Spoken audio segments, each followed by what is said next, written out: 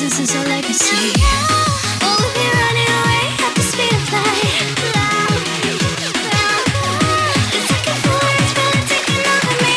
We're taking over. We're taking over. We're taking over.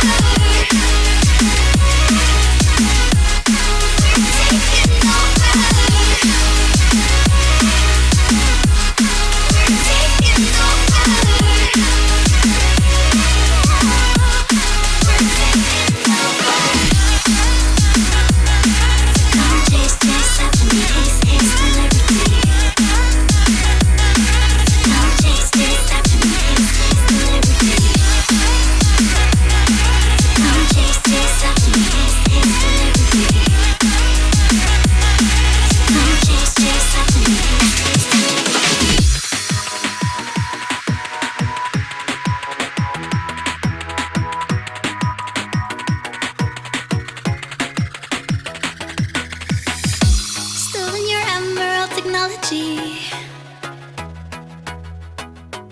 Razor sharp and luminous. Can't say that I'm not ambitious. And then a surge of adrenaline with a metabolic heart. We'll be running out of sight into the night.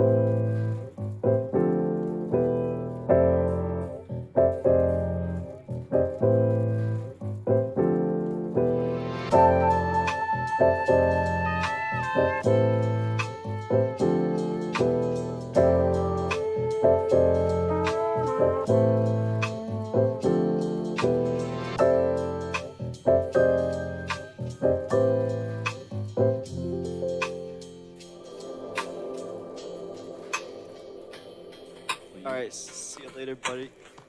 See you later, buddy. That's a good one. Nice.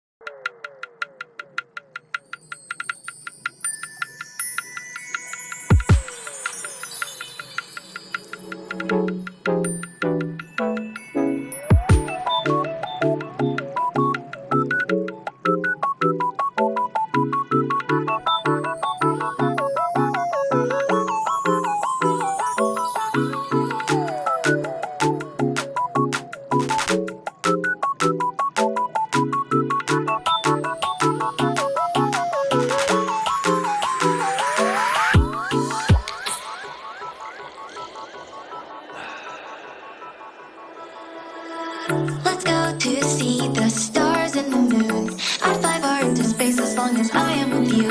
The light in my bright eyes when you're near. The fluttering I feel in my chest when you are here. I can't explain this kind of love. It pulls me to you, I want it, I can't get enough. So share this precious life with me. Just take my hand and let's enjoy the things that we'll see.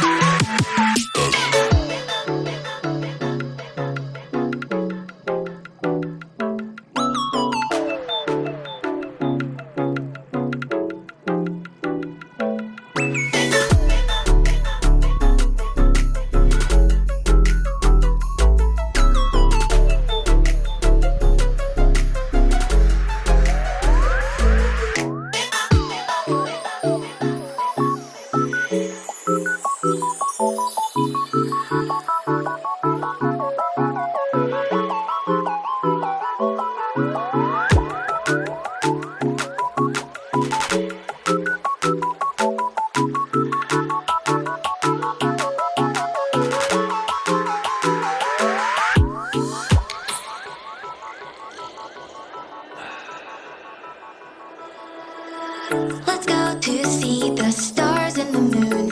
I'd fly far into space as long as I am with you. The light in my bright eyes when you're near. The fluttering I feel in my chest when you are here. I can't explain this kind of love. It pulls me to you, I want it, I can't get enough. So share this precious life with me. Just take my hand and let's enjoy the things that we'll see.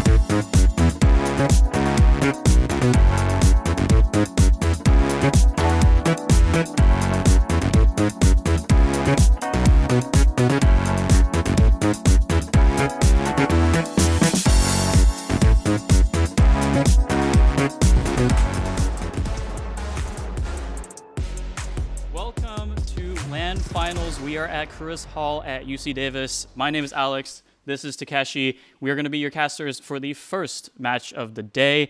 We are super excited to be here. It has been months in the making, and I mean, we got a pretty sick setup back here.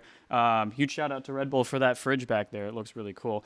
But we are super excited to bring you 2 best of 3 series. By the end of the day today, we will have crowned our inaugural Moogie's VALORANT Throwdown champion.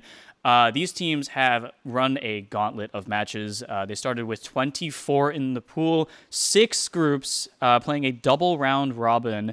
A lot of 6-0s coming out of these groups. We had, 5 out of 6 groups ended up with a 6-0 and a 4-2 qualification, with Group B having a really close matchup with IJB and Cash taking 5-1 for each of them.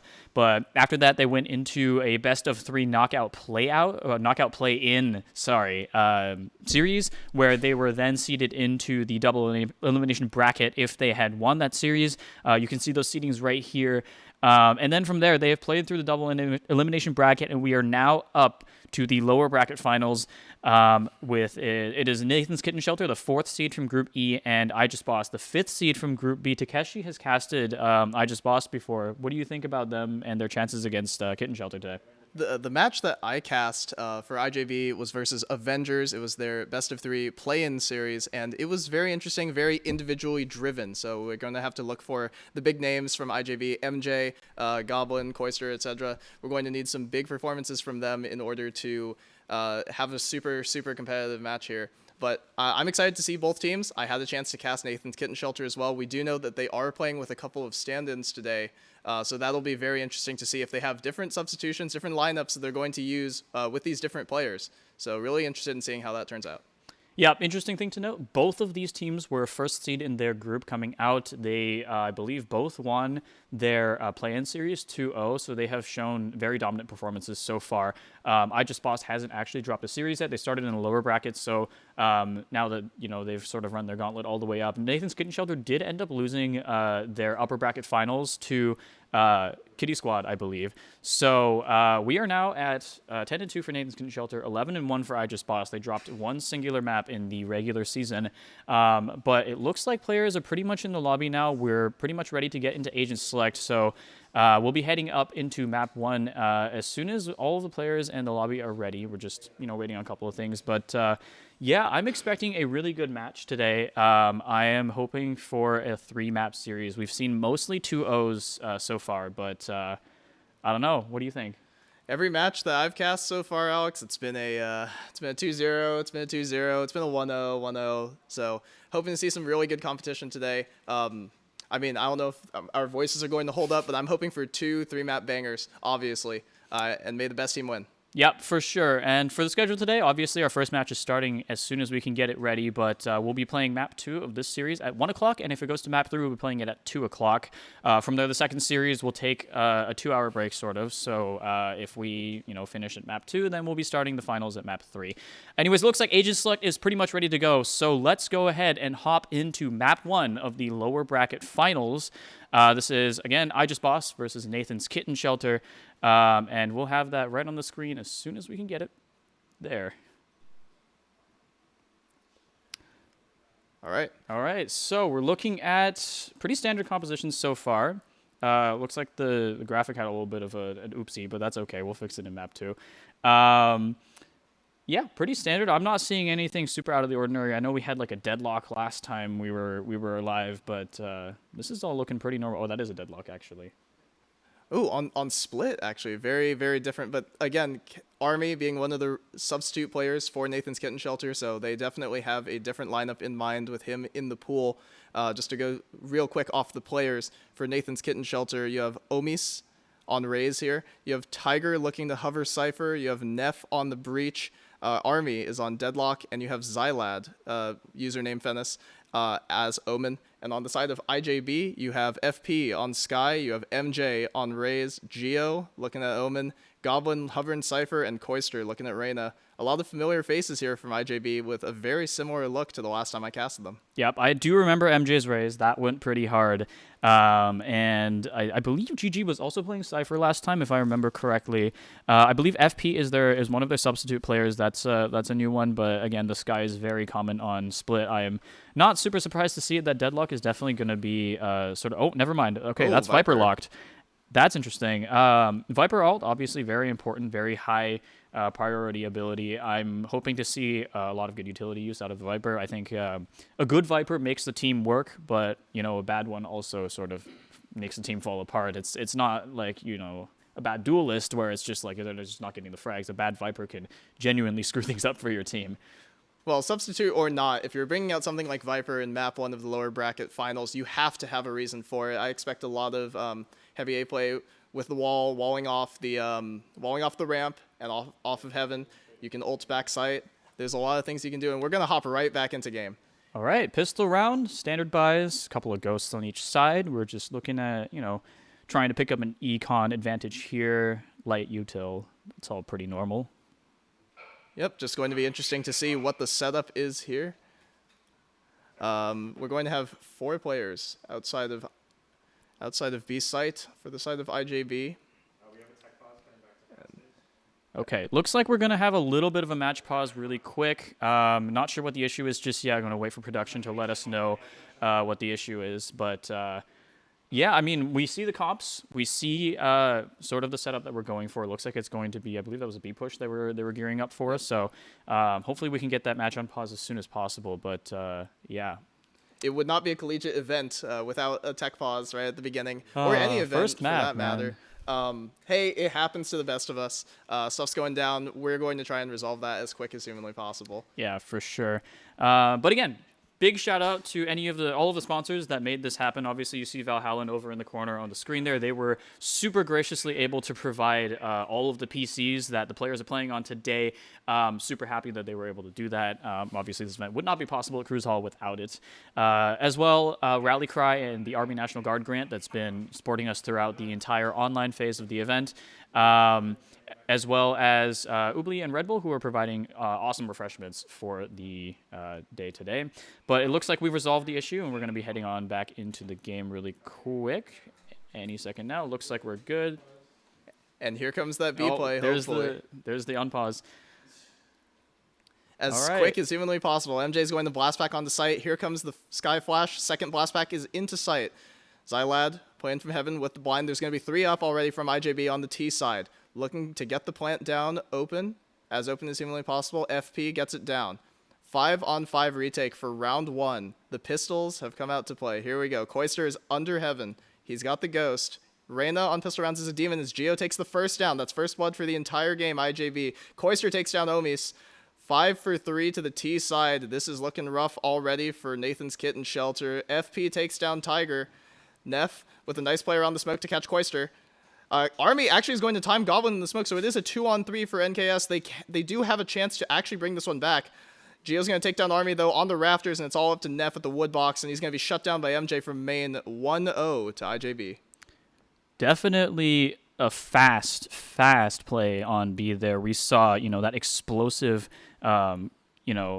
explosive entrance there from IJB. Looks like they're going to be looking for that sort of force buy round 2, sort of standard stuff, right? You win the pistol round, you're more than likely going to win that round 2, and then you'll be on that bonus. Round 3 might go to your opponents, and then from there it's just gun rounds. But again, we're looking at Bulldogs, we're looking at Spectres and Stingers. This is going to be pretty significant weapons advantage going to IJ's boss as the walls go down, and here's another B push. Yep, and it's going to be fast just like the previous one. MJ's going to get a little bit team flashed, which is going to slow down the attack, but he's going to get out on site. Xylad is just going to be spraying from Heaven, but there should not be any contest. The bomb actually is a little bit slower from IJB, and Neff is actually going to take down Goblin on the cross. So it is 5v4, even though there are pistols. If they can get a chance to recover some of these weapons, they might be able to make a round out of it. Omis just holding CT a little passively. Oh, might have actually gotten timing on the crossback. Sees one, doesn't know that the second one's close. Koister, first kill as well. 4v4 to equalize. Tiger going to drop back right now, holding the Sheriff. chilling right now. Neff is going to explore a little bit more, and he's going to get caught out by FP. Army's going to go down with the recovered weapon. Koister's going to take down Xylad, and so is MJ going to get another kill. Another clean round. Only lost one on the Force. Pretty good for IJB. Really, really solid there. Again, the fast, explosive takes on B. You know, Nathan's controller, they need to be ready for this. They, you know, aren't really there just yet, but I think with the round 3, with the, you know, weapon advantage going to NKS now, we've got 4 rifles and an Odin. This should be an easier hold for them. Obviously, you know, when people run onto site with Spectres and all you've got is a classic, your life is going to be hard. But hopefully now they're going to be having a little bit more firepower against that, and another B push, once again, it's going to be fast. And you have to expect with this double smoke lineup from NKS that they're actually going to try and hold some more zone control, but it is going to be just the first 4-man util dump from B main to take all the control. But actually, IJB is going to disengage this time. They're looking for the rotate. Geo walking through spawn. Rest of the team walking through mid. Actually, it's going to be a 3-2 split. The real question here is, can they find the rotator? Because NKS has been forced to rotate very quickly these past couple of rounds just to try and deal with the pressure. So you just have to find out. You just have to wait and see. Where is the opening going to come from? Army's going to take first contact in mid. Here comes the orb back up. It's just going to be a disengage again. IJB playing it slow and steady this round, knowing that they still have both duelists. They should still have util to actually force the hard engage whenever they feel like it. Koister's going to walk up. He hears the wire. Going to break the bot.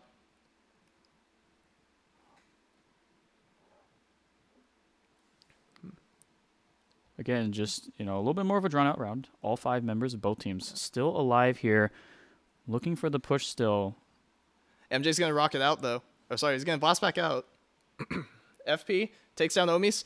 Xylad takes down MJ, though, so it is a fair trade. It's 4-on-4. This is still Nathan's Kitten Shelter's round. FP is going to take down Xylad. Did not realize they had gotten under Rafter. Army and Neff going to combine for a couple of kills, though. NKS, 3-on-2 man advantage. 3-on-1 to the side of NKS. It is totally winnable. They just have to hold down Geo, and they will back sight. So the 3rd round conversion does come through for NKS. Excellent job by them. Very, very, you know, standard Valorant gameplay. We're seeing a lot more team play coming out now. I think it's definitely helpful that they're all sitting in the same room, right? But we are now on to our first full gun round from both teams. Econ is looking about even, and looks like IJB is going to be looking for a little bit more of a split play here. As the name of the map might suggest, but they're looking to spread out their forces a little bit, play it a little bit slower, you know, look for that opening pick before they actually commit to a site. This is sort of what we were looking for from the start. Yeah, and I'm not sure who exactly the IGL is for Nathan's Kitten Shelter, but they are calling a fast play down mid here. MJ's going to take down Omis, but Army's going to trade that back MJ. So it is still even man situation, 4-on-4 for either team. FP walking up slowly for IJB, attempting to take this B space. They don't know that they have all of this, though, so does Army actually know that they've walked under and into CT? Geo is back sight. He catches the head of Geo, so Army has the info. He's relaying it now. They have to re-clear CT, though. FP is up close with AK. Does Army know that he could be at this angle? He's going to get flashed. Ooh. Swing back, and Neff is actually going to cover him. Koister, can Army get this kill 1-on-1 CT? It'd be very difficult. Koister's going to take down Xylad as well from the fast push heaven. Maybe not coordinated exactly the way they wanted, maybe not communicated. Koister's going to take down Army. It's a massive kill. It's all up to Tiger and the Odin from heaven. He's going to get swung on by Goblin and taken down 3-1 to the side of IJB. Yeah, I mean, they're just everywhere, man. You were looking at that Odin play from heaven, but no, he just got another player from mid. He just shut everything down. NKS is nowhere to go. And look at that now. It's 3-1 for IJB, and the economy on the side of Kitten Shelter is just completely broken. There's really not much that they can do at this point. They're looking to push out this round with Sheriffs and a Guardian and hopefully build that econ back up for another gun round in 2, I guess. It's interesting because this is a very different look for NKS, running this Omis on Duelist sort of thing, when in previous games that I had cast them, they actually had Omis playing either the Smokes or the Initiators. So he was playing something a lot more passive. This game, the onus is really on him to actually make stuff happen. It's going to be a slow opening round here. Goblin's just going to take up ramp. He's just going to see what he can find. Neff's going to fire some warning shots down mid. Maybe he caught contact with Koister. Army's going to play off of it as well, though. Looks like Reyna ult's going to come out from the side of IJ's boss. That's interesting. It's from mid, though, so you have to anticipate the explosion's going to come out, and here it does. Tiger's going to get hunted out of the smoke by the Skydog. Or sorry, by the Seekers. MJ has the elbow position already, and the plant has gone down front sight as open as you like. 5-on-5 again for NKS versus on the retake versus IJB. Let's see if they can make it happen this time. Shock comes in on Heaven. Koister one taps down Xylad. Dismisses out. Lear out. Swing. Oh, doesn't Traded get the back. second. Oh, and Omis actually finds Geo. So it is a 3-on-3 still. There is a chance. They have to kill Goblin here first. Omis, it's all up to you. Forced out of position by the charge. Nef's going to shut down Goblin. Tiger's going to get caught down by FP. Breach ult onto site. This is very late, though. Not sure if they have enough time left in the round. Omis is going to blast back forward. Carrying the elbow. You don't know where both the players are. Here comes the tap. The swing comes out wide. FP takes down Nef. MJ takes down Omis. Wow. Very, very chaotic round. A lot of late round decisions there. Breach ult invested. Very questionable from NKS, but it is 4-1 to Idris Boss. Yeah, that ult was really, really late. I wasn't really expecting that to come out. I don't know if they even had time to defuse at that point. I mean, we were looking at like maybe 15 seconds on the bomb at that point, and they still had to kill the last two. It was definitely not the smartest use of a breach ult that I've seen, but hopefully they'll be able to build those points up. And again, we are on a full gun round again for both teams now. That Odin coming out again for the side of Nathan's Kitten Shelter. So hopefully we'll see a little bit more action this round. Well, MJ is going to throw the nade to begin with, so it's going to force off the A main control. Lear's going to come up, but there's no one on site. IJB can't believe what they've just found. MJ's going to clear out elbow and be like, hey guys, there's nothing here.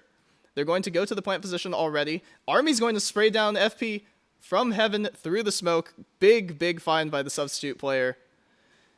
4-on-5. Here comes the plant. Goblin and Geo going to be anchoring the main space. It's up to Army and Nef to suss this out. Wire gets tripped. Here comes the cage. Flash is going to come out. Goblin's going to take down Nef. Army's going to get out of there very cleanly, but it is still 2 players main. Showstopper from Omis. He's not actually finding anything right now. He has to round the corner. He's going to catch a double, and Fennis is going to take down... Xylad is going to take down Goblin as well, but Geo has, in fact, timed Xylad. Triggered this 1-on-1, gets the second onto Omis, and now the round is in his hands. Tiger's taking a bad angle. It's up to Army here. But he is at 1 HP Geo, and it is halved. He's going to swing, and Tiger is going to provide the cover. Massive, massive showstopper from Omis. He comes through clutch, and he shuts down IJB to clear up the second round for NKS. Yeah, pretty clean there. I really like that showstopper. That was a really, really big raise ult coming out. And now we're looking at 3 ultimates on the side of Nathan's Kitten Shelter. Again, a buy round for them. IJB actually economy is a little bit broken. They're looking at 2 pistols, a judge this round as well. So, you know, we should hopefully be seeing Kitten Shelter taking another round, bringing it a little bit closer. Hopefully that 3-4 scoreline is going to be a little bit more favorable for them. It'd be good to see some momentum. The early Vipers hit in mid to cover up the aggression. It does end up being the right call. There are 4 on eco. The dog is going to break the tripwire, but it's going to force out the nade from Omis. Army back in the smoke, trying to see what he can find, but no one from IJB is pushing it into the Vipers pit. They just have to wait. The blind comes through from sewers. And nothing actually gets done with it, so they're just going to show the presence, and they're going to fake back towards the A site. They have 4, actually all 5 are grouping towards main. It's going to be up to Nef to take the contact here, and Xylad's going to have to find some plays here on Heaven in order to hold here. Out across the ramp, Koister goes. Knife out. He catches Xylad, but Xylad has a smoke. He's going to drop the smoke at the main choke, and then Omis is going to get shotgunned in the vent. Koister is going to be able to recover a gun for the team. FP crawling around, and they flank around mid, so they have the rotate back to B if they want. The real question is, can Tiger anchor this with the Odin? He's in the position to free fire, and he gets shut down by MJ immediately on the cross. This should be IJB's round. The eco coming through, unless something miraculous can happen from CT here. Xylad would have to pick up a couple of huge kills, and FP's going to shut him down on the walk peak. Nef's going to take down the first, has a chance to get the second, but MJ drops back really quick. Nef is on 1 HP. The money is very low. He's waiting for a repeak. It's not going to come. Heaven is completely blocked off. Thinking better of it, Nef is going to head back. The 5th round is secured by IJB. Already a very, very good T-side from them. Yeah, really surprising that we were seeing that round win come out for them despite the weapons advantage, despite the ult advantage coming out from Kitten Shelter. Now it's an ult advantage for IJB and a significant health advantage. All 3 of their members still alive have basically full health. It's pretty much over for this breach at this point, and all he can do is hope that this weapon gets saved and that he doesn't die to somebody looking for an exit peek. Looks like he will be safe for now. There goes the spike, and that's the 5th round for Idris Boss. Again, a very solid performance coming out from them, you know, making use of nasty angles, making use of those unexpected positioning so that they can capitalize on that judge buy, capitalize on taking weapons from the opposite team. But looks like they have a little bit more econ, still a little bit broken for the side of, Nathan's getting shelter now, a little bit broken econ, but should be a full buy coming out from IJ's boss. I expect they'll have no trouble taking the site in this round. So this is where the defensive adjustments have to come into play from NKS. Here comes a fast push up by MJ, but there's no flash this time. The satchel does not actually break the wire, so Tiger is going to have a chance to kill from backside, and Omis is going to kill Koister. Massive finds. They're going to force the fallback from IJB, and the Cypher ult is going to reveal 2 in spawn, 1 holding sewer. Let's just find out where they end up. So Neff is going to take the initial peek. He's going to break the camera. Nice find there. 3 on 5. IJB would need something big here. They need to find the opening pick. Probably Goblin here, taking the mid contact. If he can find a kill and get the ult down and watch... Where are they hiding? That's always the question. NKS, 3-man towards B, 2 towards A, so they do have their people stacked in the right place. Tiger's jump peek is going to find a lot. The walkout smoke is going to come through, but so is the counter smoke from Xylad. So it's going to force IJB back. 45 seconds. They don't actually have too much time to work with here. And as this mid push comes down from NKS, they're actually going to have a lot of info here. They're going to find out that nobody's in Ramen, nobody's in sewers. Does Army on the ramp have the info? IJB is already pre-pinging the angle that Army could be holding, but he's actually playing a more passive angle. He's going to allow them to get up, and Gio's going to take down Tiger, so that is going to force out the rotate. FP is going to take down Army. Interesting plays here. 3-2 is the map advantage, is the round advantage here. Goblin's going to just run heaven. Xylad has to find this kill onto Gio, who's just tucked into CT screens. These angles for the T side, though, they're in such a favorable position. You're going to have to spend so much time actually digging these guys out of where they're at already. Xylad with the smoke off of elbow, but he does not consider that maybe there's a player screens and Gio's going to strike immediately. Gio's going to take down Neff, and FP is going to combine to take down Omi. It's a 5-on-3 that turns into a 3-on-0, and it's 6-2 IJB. Wow, masterclass coming out from IJB. I mean, that Cypher play at the start of the round was really, really clean. You have to admit it. Instantly, 2 opening kills for the side of Kitten Shelter, but then IJB, they make it work. They use positioning to their advantage, and again, very critically, they make sure that their ults get maximum value, and look at that. They won the round. 2 people down, and all they needed was a couple of ults and a good rotate. The real question here is just what can IJB get from this round, and can NKS make it expensive? FP is going to pick up the spike. They're going to have a 4-man mid play. This is going to be the second time that they've stacked towards mid, and there's actually no presence here from NKS. They're going to clear out the A space, and they're going to let everyone know, hey, you've got to move over towards the B site. Here comes the split if they want it. MJ's going to blast back into heaven. Omis falling back from the double leer of Koister from main. The presence has been shown. The swing out from heaven's good, and Goblin's going to instant headshot Omis. Koister just chilling on site. It's 4 on, and they have a late lurk mid. Xylad's got to be careful, and he's going to be taken down by Gio immediately. So Army is waiting for the lurker, and he's not going to actually find anything until he's covered by Tiger. Koister's going to shut down Tiger, though. Both of the players for NKS are already low, and they have to dig this Omen out of mid if they want to be able to make a play. They're both very low. They could get wall banged. He's going to get instant headshot, but traded back by Neff. So actually, it's just going to be a 3-1 advantage. The save is probably going to come through from Neff. Again, a 7th round on the board from IJB. They've already won the half. Let's see how much farther they can take it.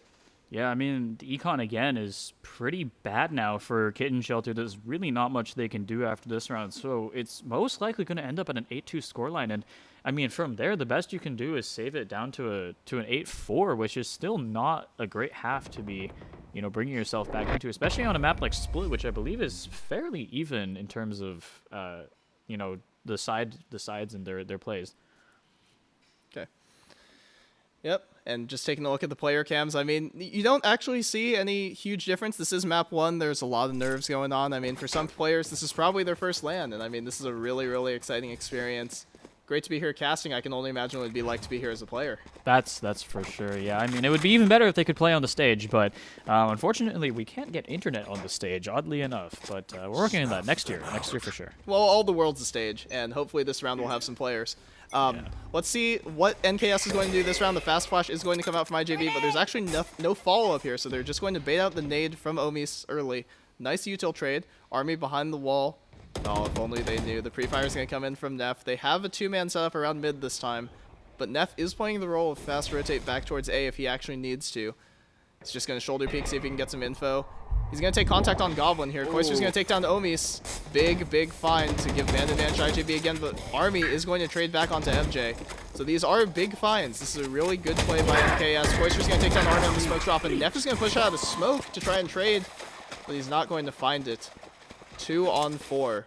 It's going to be a very difficult retake, especially with Xylad halfway across the map. Tiger would have to pull off something masterful here. He's at the one-way position. The wire is triggered by the dog, so they're going to break that immediately. First Lear.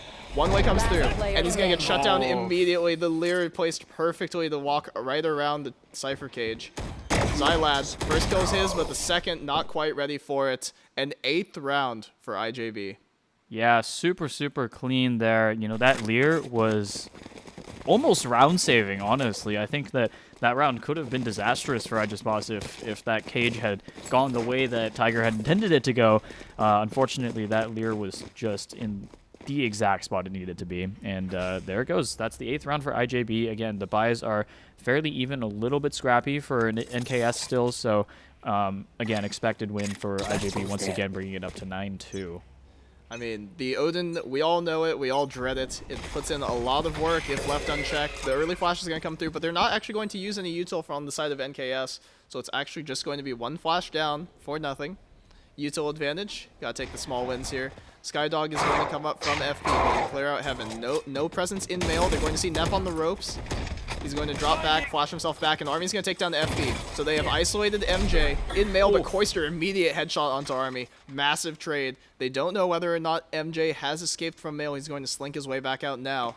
NKS stacked towards the wrong side of the map, perhaps, but it is still an even split. IJB has the Omen ult, so they're just going to show some presence here. Blind is going to catch both of them, and MJ's going to take down Neff, so it's going to keep showing presence B. The ult's going to come through. Dropped. And then the plant is going to come down on the A site, unbeknownst to Nathan's Kitten shelter. They have to find this open. Geo's going to get the first, but Xylad does manage to trade it on 1 HP. Planted. If Tiger could randomly find a couple of kills here, but he's not actually going to peek for it. MJ just caught up by going MJ here. Yep, he's just going to good. reclear he looks- almost timed by Unfortunate. both sides. But it He is going to looked be like half a second early, man. it is going to be a kill for MJ, and that should lock Xylad completely out of the round. MJ is so ready for this, but he's... I mean, he knows. Yeah, Xylad is going to think better of it. He's like, I got to save this Phantom. Maybe we can get a 3rd round. It's looking really rough here for Nathan's Kitten shelter, but all things are pointing IJB's direction right now. Yeah, I mean, they definitely just need to keep this up on defense. They don't really even need to play nearly as well. They just need to get a couple of rounds in there, and they'll be set for map 1. That puts them up pretty far. I mean, it's a best of 3. These aren't best of 5 series. You don't have a lot of time to adjust. I mean, again, you only have, you know, about a 1 map leeway, and yeah, that definitely puts a lot of stress onto Kitten Shelter there. This is lower bracket. A loss here means you're out. Well, a loss in either of our series today is, in fact, going to mean that... That is true. That is You're true. out, yeah. There can only be one winner. And one can only wonder whether it will be one of these two teams coming up out of the lower bracket. Everyone loves an underdog story. That is I true. always root for the teams from the lower I bracket. mean, hey, Make seed him 1 fan, didn't even thanks. make it to finals. We have the 2nd seed up there waiting in the grand finals today. Waiting expectantly, I'm sure, to see who will find them. The util trade is going to come down. It's going to be a 4-stack from IJB. Going to draw the fast rotate from NKS, but actually Omis has completely abandoned the A site, so Goblin's going to take as much time as he needs to reclear this. He doesn't know, but there's nobody heaven. He can slow walk up as much as he wants. The timing has not been there for Omis. If he's not careful, he can get wrapped around here. Nice cam check from Goblin. He's going to slowly clear heaven. Actually, no, he's just going to hold at the ramp entrance. Can he find Tiger here? On the jump peek, immediate headshot. Great shot from Goblin. Yeah, super clean aim from IJB all map today. I mean, all 5 of them. Will they think to clear out Omis? The showstopper comes through, and it's not even going to get the trade because of the dismiss by Koister. The ult thrown away, and Koister taking down Army. The half has gone to Rubble on the side of NKS, and the flank is going to come through from Geo. He's not going to get the second one, but he doesn't need to because Goblin's got him. 10-2? Is that the half score? I believe that is what just happened. I mean, wow, that was incredibly dominant from IJB. I mean, that was probably one of the more dominant halves that we've seen. I mean, there was, I think, an 11-1 at some point early on in the group stage, but since then, most of these halves have at least stayed at 8-4 or closer. So, you know, I was not really expecting this coming out from the lower final. Hopefully, you know, Kitten Shelter, they're able to regroup during that break between the maps, or even right now between the halves, and we'll see, you know, a little bit of a comeback coming out from them. The really difficult thing is this is their map pick, right? Nathan's Kitten Shelter. They wanted to come here to split, and IJV just has all the answers right now. Let's see if maybe NKS is just a T-sided team with this double smoke setup. A lot of misdirection. MJ's going to come in. The double blast packs either way. Koister's going to take down Omi's. Army with a couple of trades, though. The stand-in stands up, and he's going to be shut down by Geo immediately. The flash is going to be nice, but FP is at the close angle. Has a sky flash left. Perfect turn by Neff. Swung, traded by Tiger. Tiger is very, very low. And Xylad is very, very low. Tiger's on a couple of bullets. Just have to find out where the last couple of players are for IJV. Geo, super chunked as well. Yeah, that Frenzy doing a lot of work on pistol round. It's obviously a little bit of a gamble every time you buy it, as we see Tiger hit a trip there. Well, information passed over. Yep, IJV had already figured it out, though, so it's just a question of where are they going to plant. They're actually going to plant under Rafter next to the wood box, so if Tiger doesn't hurry up, they fake planted. He's going to get swung on. Wait, he doesn't realize where it's planted. What? Goblin's going to take down Neff. It's all up to Tiger with the CZ. He's going to get right-click headshot. A bit of a blunder by NKS, you have to think, but I mean, certainly he's nervous. That's for sure. I mean, I wouldn't want to commit to that plant right away. Who knows? Maybe they knew way earlier, but I mean, he could have gotten that plant down. It's just unfortunate timing. But now we're at 11-2. There's really only one more mistake allowable for Kitten Shelter, and if they make that mistake, they're pushing for overtime. So it's definitely not great. If NKS really wants to take this map, they pretty much have to win 11 in a row from here. Yeah, you have to show up, or I mean, it's go big or go home. I'm making sure that I don't say anything here that could be construed as, you know, would not want anyone watching to get the wrong idea here. Omis is going to take the contact from 2. Esports at UC Davis channel is now officially affiliate, so we are technically monetized. Hopefully the ads, we couldn't figure out how to turn off the ads, so hopefully they're not playing randomly in the middle of the maps. Well, good disclaimer, now that the game is mostly underway, Koister is going to be forced off of mid. The Outlaw, not a huge fan of the gun myself, but I can see why they would want the stopping power against these light force buy here. Against this light force buy here. MJ almost got movemented on by Neff, but here comes the double up from NKS. They're going to chase back, try and kill MJ, and they will finally. Omis gets the trade in the extended action. Koister showing in CT, needed to get healed. Geo with the heads-up fight against Army is going to win it, so that is man advantage back to IJB in this critical round 14. Tiger has all the mid info he could ever want. Xylad, oh no, you're shut down by Goblin. Oh, but he doesn't quite readjust to the second one, so there is still a round to be made of it. The players for IJB are spread out completely across the map. One kill either direction could spell a rotate here for NKS and potentially get them the third round. He's going to peek into Koister, immediately shut down. That's the stopping power of the Outlaw. The swing underneath by FP, going to get shut down. All right, One on 2. This would be the biggest clutch of the event so far, obviously, and it's absolutely necessary for NKS. And he's going to walk back, turned to main. The flank comes in. Yeah, the 1 versus 2, it's just hard to win. But now that's map point for iJustBoss. That was an incredibly fast map point. I think that was like, we're at like 25 minutes maybe this game. It's 12-2, and I mean, this has not been close at all, and this is Kitten Shelter's map pick. I don't know what's going to happen next map when we're on IJB's map pick. I mean, are we expecting a 13-0 at this point? I mean, I don't think you can ever count a team like this out, especially a team that proved itself in the regular season and made it this far in the lower bracket themselves. You just have to really hope that whatever nerves they have, or they're wiped out by game 2, and you just have to really hope that the reset goes really well. But who are we kidding? Like, they could actually still win this round. The game keeps going. That's true. The more rounds you take for NKS, the more IJV starts to get in their own heads, so maybe something cool happens here. FP's going to take down the first. He's not quite traded back by Army. Naded off of main. Koister jumping into backside with the Judge is going to get the first dismiss back out, but Neff's going to take down FP, and here's the trade from Army. Geo, spray transfer by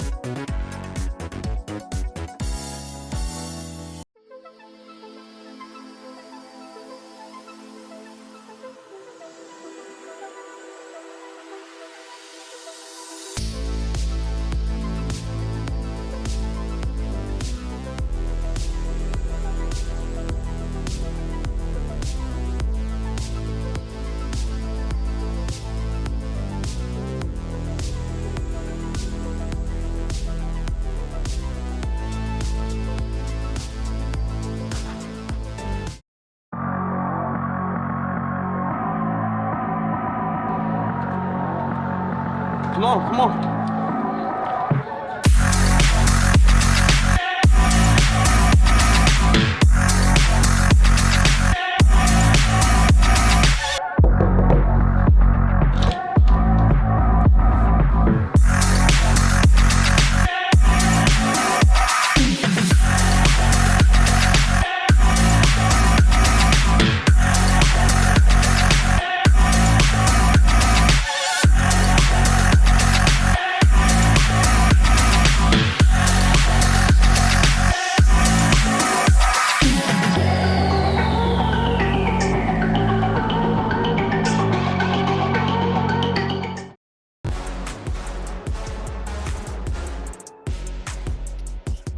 Welcome back. We are headed into map 2. Very exciting. We have, once again, I Just Boss and Nathan's Kitten Shelter going into map 2 of Series 1. Shout out to our sponsor, Valorant Esports Training, for providing all of our PCs. You just saw a little ad from them. If you're near their Folsom's location, they have all sorts of esports training and summer camps and all sorts of events. They also have locations all across the country and even a couple in Canada. They're opening one in the London area.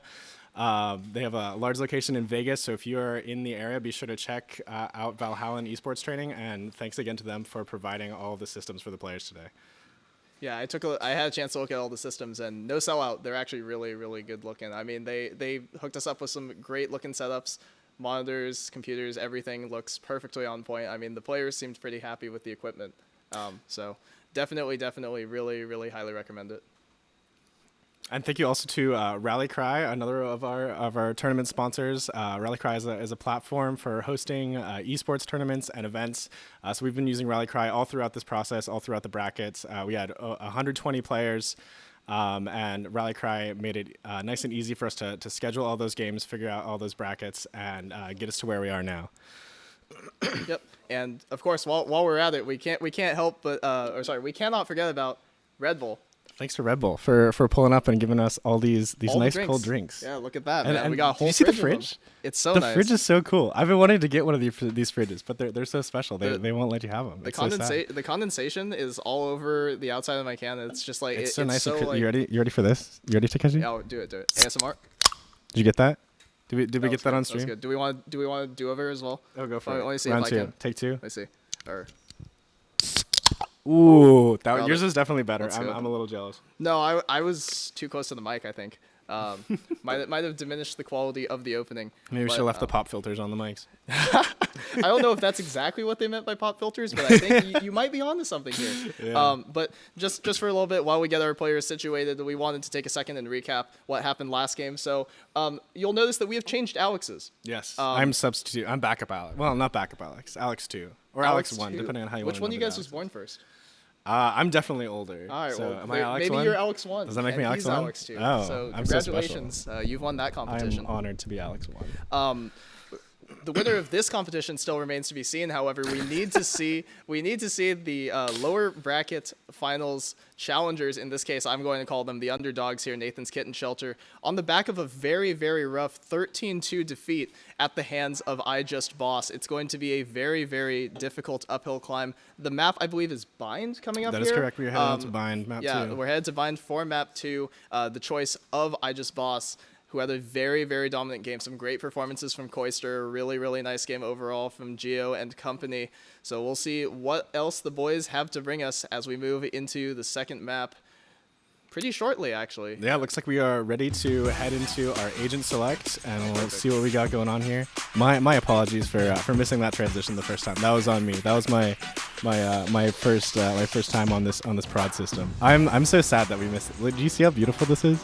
Dude, I mean, shout out to other Alex for making all of our production graphics. It's okay. As the day goes on, I have a feeling that the two Alexes will be more in sync. You guys will start mind melding here. I can only hope that the teams and the players follow suit. I hope everyone is on the same page. I really want to see a 3-game banger here in the first set, especially for NKS, who had such a rough showing. You would love to see them have a bounce back game. There's going to be some interesting hovers here.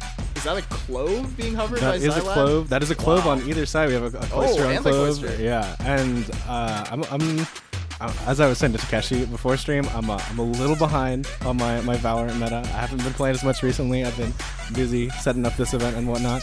But I feel like I'm a little surprised to see the Phoenix. I feel like I haven't been seeing as much. Well, maybe a little bit of a comeback for Phoenix, but for a while there, Phoenix was pretty dead in competitive play. I think that's just something that these two teams like. I mean, obviously these two teams, as opposed to being straight up hard and fast collegiate teams, like these are more solo queue specialist sort of things. Like obviously you're going to have some familiarity from playing with some of these guys. I mean, but obviously NKS is also playing with a couple of subs. IJB is also playing with a sub, I believe, FP. So you have to think about how can you maximize, and that's something that we talked about like with League and stuff, because I was a coach before I was a caster here. Looking at all these lock-ins, finally, there we go. I mean, the Clove did get locked in for the side of NKS, so obviously they're throwing some different looks out there. I think I saw a Deadlock being hovered as well. I did see that as well. I will say I have played Clove. I'm not that behind. Okay. I did unlock Clove. Well, I have not played Clove, so you you are are a little bit better than I am for that one. Hey man, I play League of Legends. I can't lie. Like that is quite possibly the worst admission to ever make. I was about to say no shame in that, but yes, I might take that back. It happens, dude. I mean, and saying it on a Valorant broadcast, that's painful, man. You hate to see it. Maybe next time. Maybe next year we'll get you your League event. We'll see.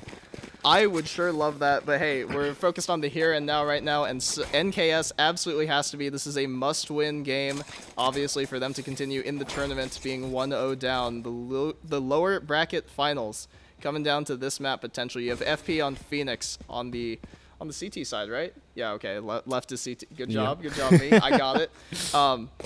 You have FP on Phoenix. You have MJ on Raze, Goblin on Cypher, Koiser on the Clove. The Clove is going to be matched on both sides, and Geo on Sky. And then on the side of NKS, you have Army on Deadlock. This is a pick that I have actually seen him play firsthand. Army and I, we go way back. He's one of my boys. Tiger on Phoenix, Neff on Breach, Omis, and the remaining players. We're going to see some early contact, flash out of showers. Another flash coming through. Still a presence there. The swing is up first, though, and it's up to MJ to see if he can split the difference, and he doesn't quite convert onto Omis.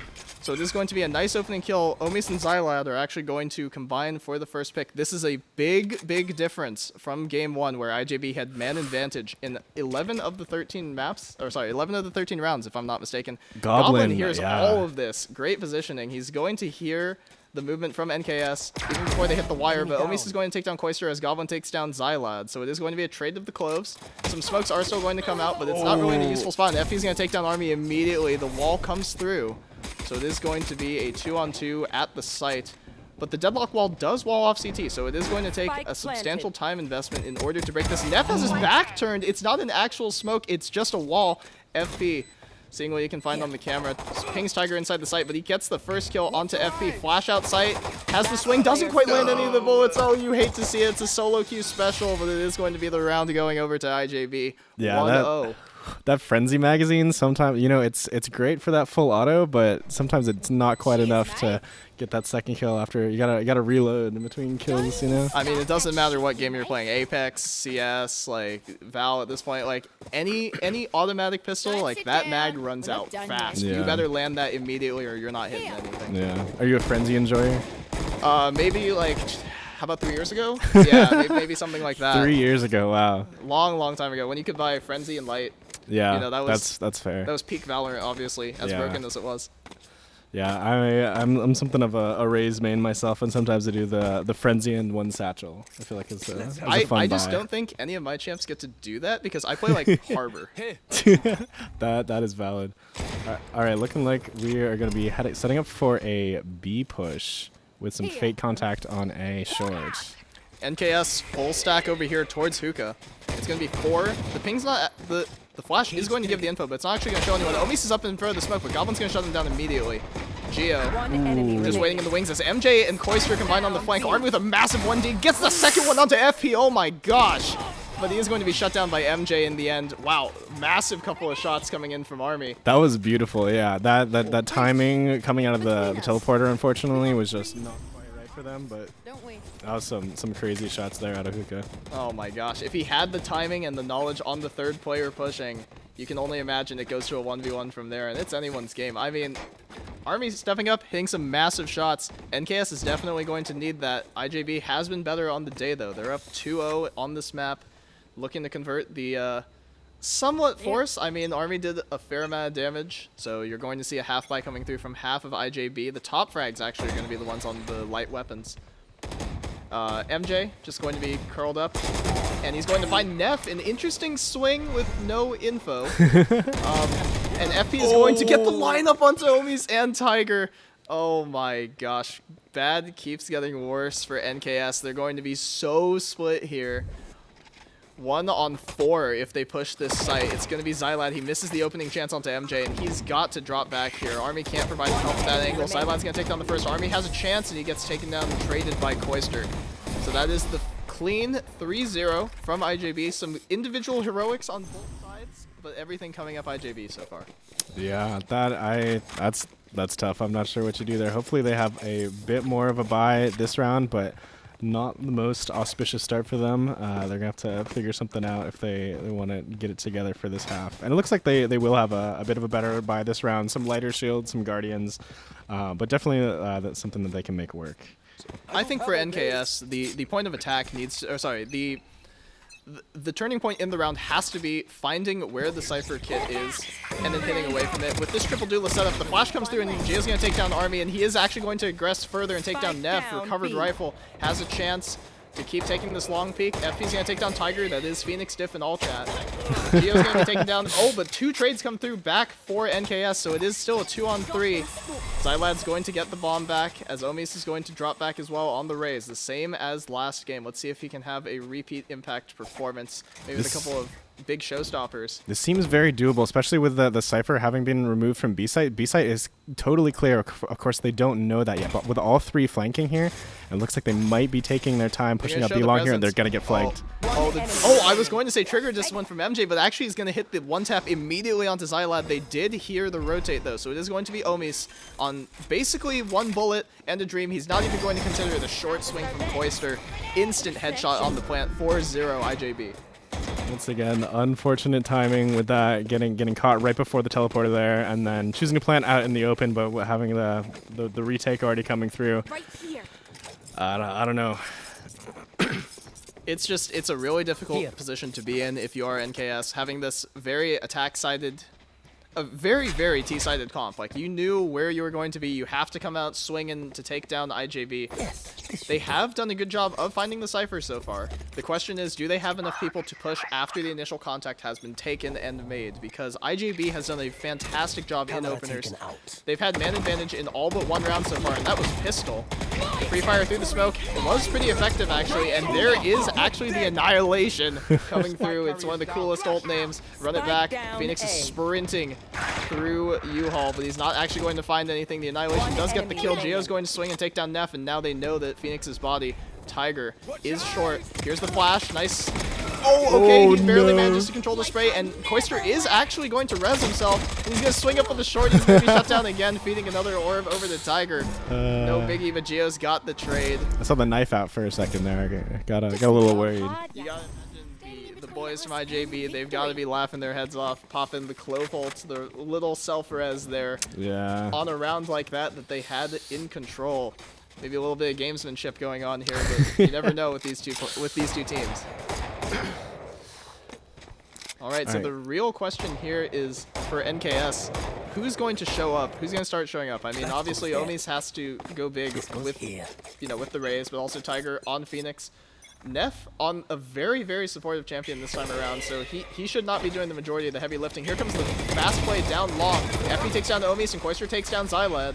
So that is a fast couple of kills, and MJ's going to take down Army across the map, so just wins across the board for IJB. It's looking like a 6th round is all but certain to be locked in here.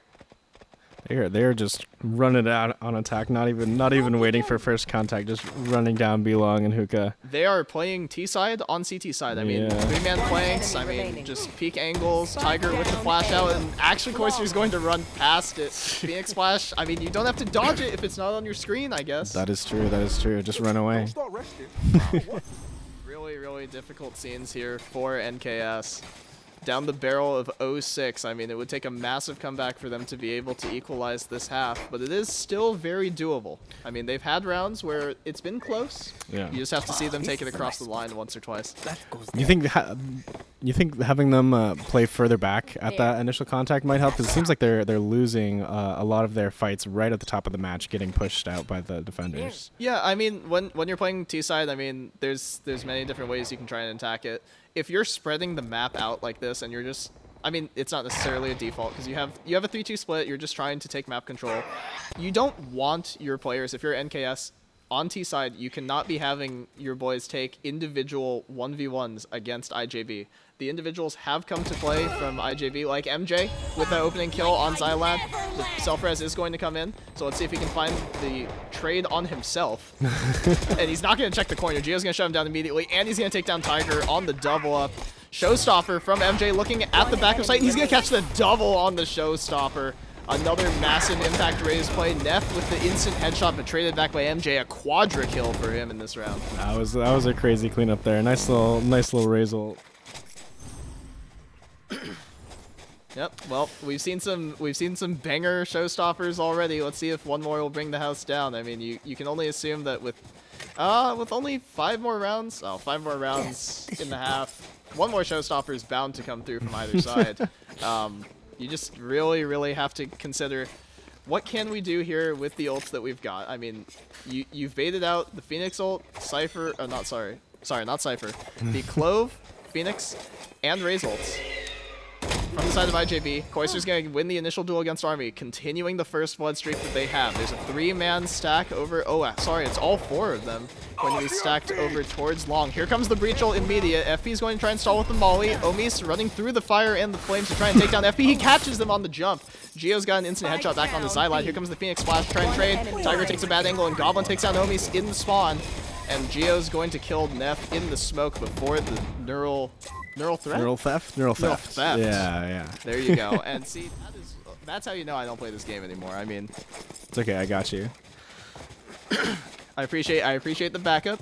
Definitely necessary. And speaking of backup, I mean, NKS is going to need it on these attacks.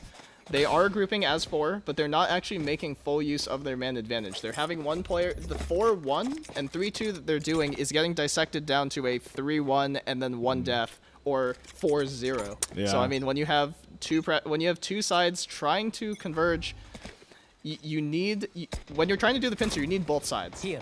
And if you have your split players just constantly taking these ISOs without actually finding anything back, Xylad's going to take a huge chunk of damage on the initial fight. He's down to 1 HP already. Koister with the fast TP. Swing onto Omis, not quite good. Neff does get the trade. Koister with the self-res. Let's see if Neff and company will try and chase it down. But actually, no, there's a chance for a lineup, but Neff actually splits the difference. Hits the headshot immediately. And a third. Neff with a massive individual round here. Phoenix ult coming through from the side of NKS. Here comes the... Oh. The wall shut down immediately on the wire. So Goblin, let's see what he can do here. The decay is going to come through, and Xylad is going to take down Goblin, so that is a big individual duel going the way of NKS. Here come the teleports, though, and they might have overcooked it as Gio has a flank position. Xylad and Neff don't actually know. Can Tiger clear this out? Xylad's going to kill FP on the drop. Will anyone check the flank? Army caught with his knife out. Gio, 1 on 3, but 2 players are basically 1 HP. Sky doesn't have any damaging util outside of the dog, which is already used. The Seekers, it's a question of whether or not they will be invested here. At 8-0, you have to consider that IJB will just go for it. They have enough money. Neff has the angle, a bit of a graphical error as he has the gun and hits the instant headshot on the Gio walk peak.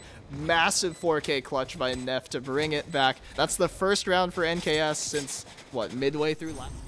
Yeah, unfortunately, yes. Yeah, that was huge and very nicely played. I was a little worried there for a second when they were teleporting over to B site where both of our IJB players were already lurking, but they made it work. They figured it out. Interesting. So you have to wonder what the comms are like behind the scenes for both teams. I imagine IJV is probably saying, like, he's there, go kill him. Because, like, he's there, go kill him is, like, how the vast majority of squads operate, I would say. NKS, I'm not sure exactly what they're saying either, because it seems like they have a very defined plan of what they want to do, but they are losing players immediately to just the individual talent of IJB. Not that IJB doesn't have strats of their own, however, the charge is going to come out into U-Haul. Goblin's going to take down the Army on the initial, so that is a massive player from last game down. Xylad is going to get the trade on Gio, and Koister actually with a messy spray, so Neff is able to get the kill. The nade from Heaven is going to force Goblin back. 4 on 3. Omis takes an initial duel against MJ. It does not go his way. Phoenix flash out from heaven. Tiger's going to take down Goblin, and Xylad is going to take down MJ, so those are the low players. FP It's all stuck up in to heaven FP. with this op. Well, switch to the AK, but he's not actually going to be able to kill Tiger as he just runs around under heaven. A second round, a bit of a run now for NKS. We'll see if they can keep it up, though. Now having these guns and having a little bit of a, well, not quite. I was going to say a little bit of a more difficult buy for IJB, but no, they still got money in the bank. They still got this full buy. But so does NKS. So it looks like this might be a decent matchup here for one of the first times where it's a full buy on either side. And that's what happens when you win 8 rounds in a row, right? Like, Oh, this is a nice spot. that is, in fact, what happens when you win 8 in a row. But the 2 back from NKS, 8-4 is a playable half. We've seen both of these teams come back from worse before. So it's just a question of who can finally bring it across the line. Obviously, the second half, everything to play for. Looks like they're going to be sneaking up on B here into the Cypher setup, but all 4 other players for IGB are going to be camped over on A. Looks like 2 are going to start rotating. Early nade to break the util from the Cypher. Does it catch both of them? No, it actually doesn't catch the underwire critically. So the jump out hookah will not necessarily be as exposed as NKS would want it to be. MJ's going to take down Army on the late lurk, so that is the 4-1. That is the 1 player from NKS being taken down. Here comes the TP. They're going to rotate back towards A, but they might have overcooked it as, Xylad actually hits a huge clutch onto Hoister, and FP's going to take down Omis on the initial peek. Neff has a flash ready, but he's forced off by the nade and the molly. Tiger takes down Geo with the Odin. If this flash, the flash does hit MJ, but he tucks back on the top of the truck, waiting, just dancing back and forth. The Phoenix wall is going to block off Vision on the rotate, but they're not actually going to move. It's going to be a 3-on-2 sight hit here. The flash is going to come out of the smoke, you have to believe it, and it is going to blind MJ. He has to fall back to the back of the truck. 3-on-3 as the TP comes through, but they might look to rotate here. The tap comes through from Neff, full swing coming through from IGB, and MJ's going to get 2 headshots instantly. It's all up to Xylad. He has the lineup. There was a chance there. I was so ready. That would have been crazy. Oh my gosh, but it does not quite go his way. A 9th round for IJB. They are continuing their dominance from map 1. Yeah, it looked like they just waited a little too long on that B execute, and IJB got their players to rotate over from A, and then by the time they AKS rotated from B back to A through the teleporter, they were running out of time. So. It's so difficult to watch because you always want these matches to be as competitive as possible. You want both of these teams. They've both had. I mean, you're in the lower bracket. Nothing's given. So it would be disingenuous to say they've had a hard road here, but it's never easy, and Tiger is going to take down MJ, so that should make it a little bit easier. Goblin's going to trade Xylad across the map. Geo's going to be tucked into the corner as Koister tries to bait for him. They're going to get the ult orb for the side of NKS. Here comes the Phoenix ult, running it back. Does he have a flash? He has none left. He's just going to try and free-fire Koister. He doesn't actually know about the corner, but he does clear it later. So Army is going to be able to trade Geo. Omis with the showstopper is going to slow down the CT rotate. Neff is going to take down Koister.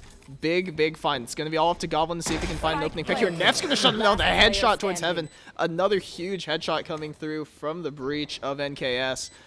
Army watching heaven as FP gets ready to swing out wide. Let's see. Here comes the first Phoenix flash. Dodged by everyone, and the trade comes through. You might be able to kill Tiger, but you have to deal with Army afterwards. A 3-9 half.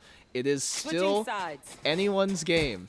Obviously, IGB favored, but NKS has a chance. Are you a believer in the 9-3 curse? I hate everything about the 9-3 curse with a passion. If anyone Is it because you're the mentions 9 or the 3? I've been both sides, and I've hated hearing it either way. I think it's so tried. I think it's so cliche. That's fair. Yeah, I just wanted to hear, like, I want to hear people come up with new things, bro. But I mean, you don't have to come up. Let's be real. You don't have to come up with anything new to win this one. This has been a fundamentals game so far. It's been the individual skill of IJB versus the headshots actually coming through from NKS. To their credit, when they have had these rounds, it's been off the back of Neff. It's been on the back of Army, off of Tiger finding kills with the LMGs actually on Phoenix. Not really something that you're really used to saying. But let's see what they have here on the CT side. It's going to be a 4-1 split. IJB is going to be back towards B long here. So NKS CT side is going to have to drop back. First Sky Flash clears Octo. There's nothing really to see here. Dog's going to come through. They're going to find that no one's really home, but they do see one player walk up into Octo off of it. Decay's going to come through, but FP is already up and past it. The Decay hits both of them, has a chance for the lineup, and Xylad's going to catch both of them. A massive Decay. Great play off of his own util. Is he ready for the third? Geo? He does not quite get the trade, so Xylad, okay, shut down finally by MJ, but a massive, massive play by the Clove to keep NKS in this if they want to win this game, to take it to map 3. They need all the rounds they can get. Pistol would be a big, big place to start. That was a really great play by Xylad there, though, with the metal throwing the Breathing. throwing that Decay around the corner. When I was playing Clove, I feel like that's a hard piece of util to use just because it's such a oh gosh. Need other setup for you. This dance is very, very difficult. MJ swinging into Tiger. Tiger has the gun advantage, but he is a little bit worried. One shot either way can be the difference. Neff going to try maybe for the wall bang. No, he's just going to be patient. NKS, they know they have all the time in the world. IJB has to act here. They get the bomb. They're going to have to drop back. If they move now, NKS can have 2 players in rotation. Army is already pinging that he's in the fast rotation spot. And they might be able to contest now if Army gets to the angle. The Cypher Cage is going to come down. Army's going to wait for the fight in front. Actually shut down by MJ. So it is a 3-on-2. They see the jump back. Omis has the info on Goblin. He's going to relay it back to the rest of the team. But the real question is, can they dig MJ out of U-Haul here? Raised with the nade is very dangerous. Goblin's going to be breach charged off. The tap comes through. The swing, not quite good, but the blind is really excellent from Neff. MJ is in the back of sight. He's going to panic a little bit. You see the shake after the nade. But he's going to shut down Tiger. It would have to be an ace. Oh, and shut down by Neff at the final hurdle. A 4K in the pistol. Wow. MJ had a chance. Neff brings it home for NKS, and they win a must-win pistol. 4-9. That was an exciting pistol. That was tense. I like that. There was individual heroics. There's a 3K by Xylad. There was a 4K from MJ. There was suspense that they waited out for 40 seconds without necessarily doing anything. They almost forced the full rotate from NKS. It's just lucky they had one player in the pivot position. Unlucky he got shut down immediately. It happens to the best of us. We've all been in that position. You try and go for the planter, and the teammate always swings out to cover. Yeah. You get perfect time sometimes. It happens. Effie's going to walk up with the Sky Flash, though, and the swing from Omis is going to find all the info. The nade is going to bounce into the corner. You hate to see it. The stall is not quite going to come through from NKS as a result of it. IJB has the entire front quadrant of the site if they want to work with it. FP's going to flash through the smoke. He's not going to find anything on the front of the site, but the smokes have gone down, so the counterattack from triple side is actually going to come through from NKS if they want it. The TPs are going to come through. They heard all the gunfire. They heard all the util. They're going to go for the fast rotate. There is deadlock util on the site. It is going to catch Clove on the IJB, but MJ has lurked through. It's going to be up to Army to see if he can catch the rotate. Oh, not quite. Actually, bad timing. Oh, the second rotate back. Army has a sonic sensor on the thing, but MJ's already in the spawn. He's going to get the first 2 kills. Army's going to take down Koister. MJ's going to switch to the pistol and pick up the third, and Geo's going to take down Army at close range. It's all up to Xylad. And an instant headshot from MJ. Another quad kill from him. They were just running all around the map that round. I could not keep track of them. Just jumping in the teleporters and just all over the place. Just massive individual heroics coming through from MJ. Unbelievable. 23-6 this game. Dang.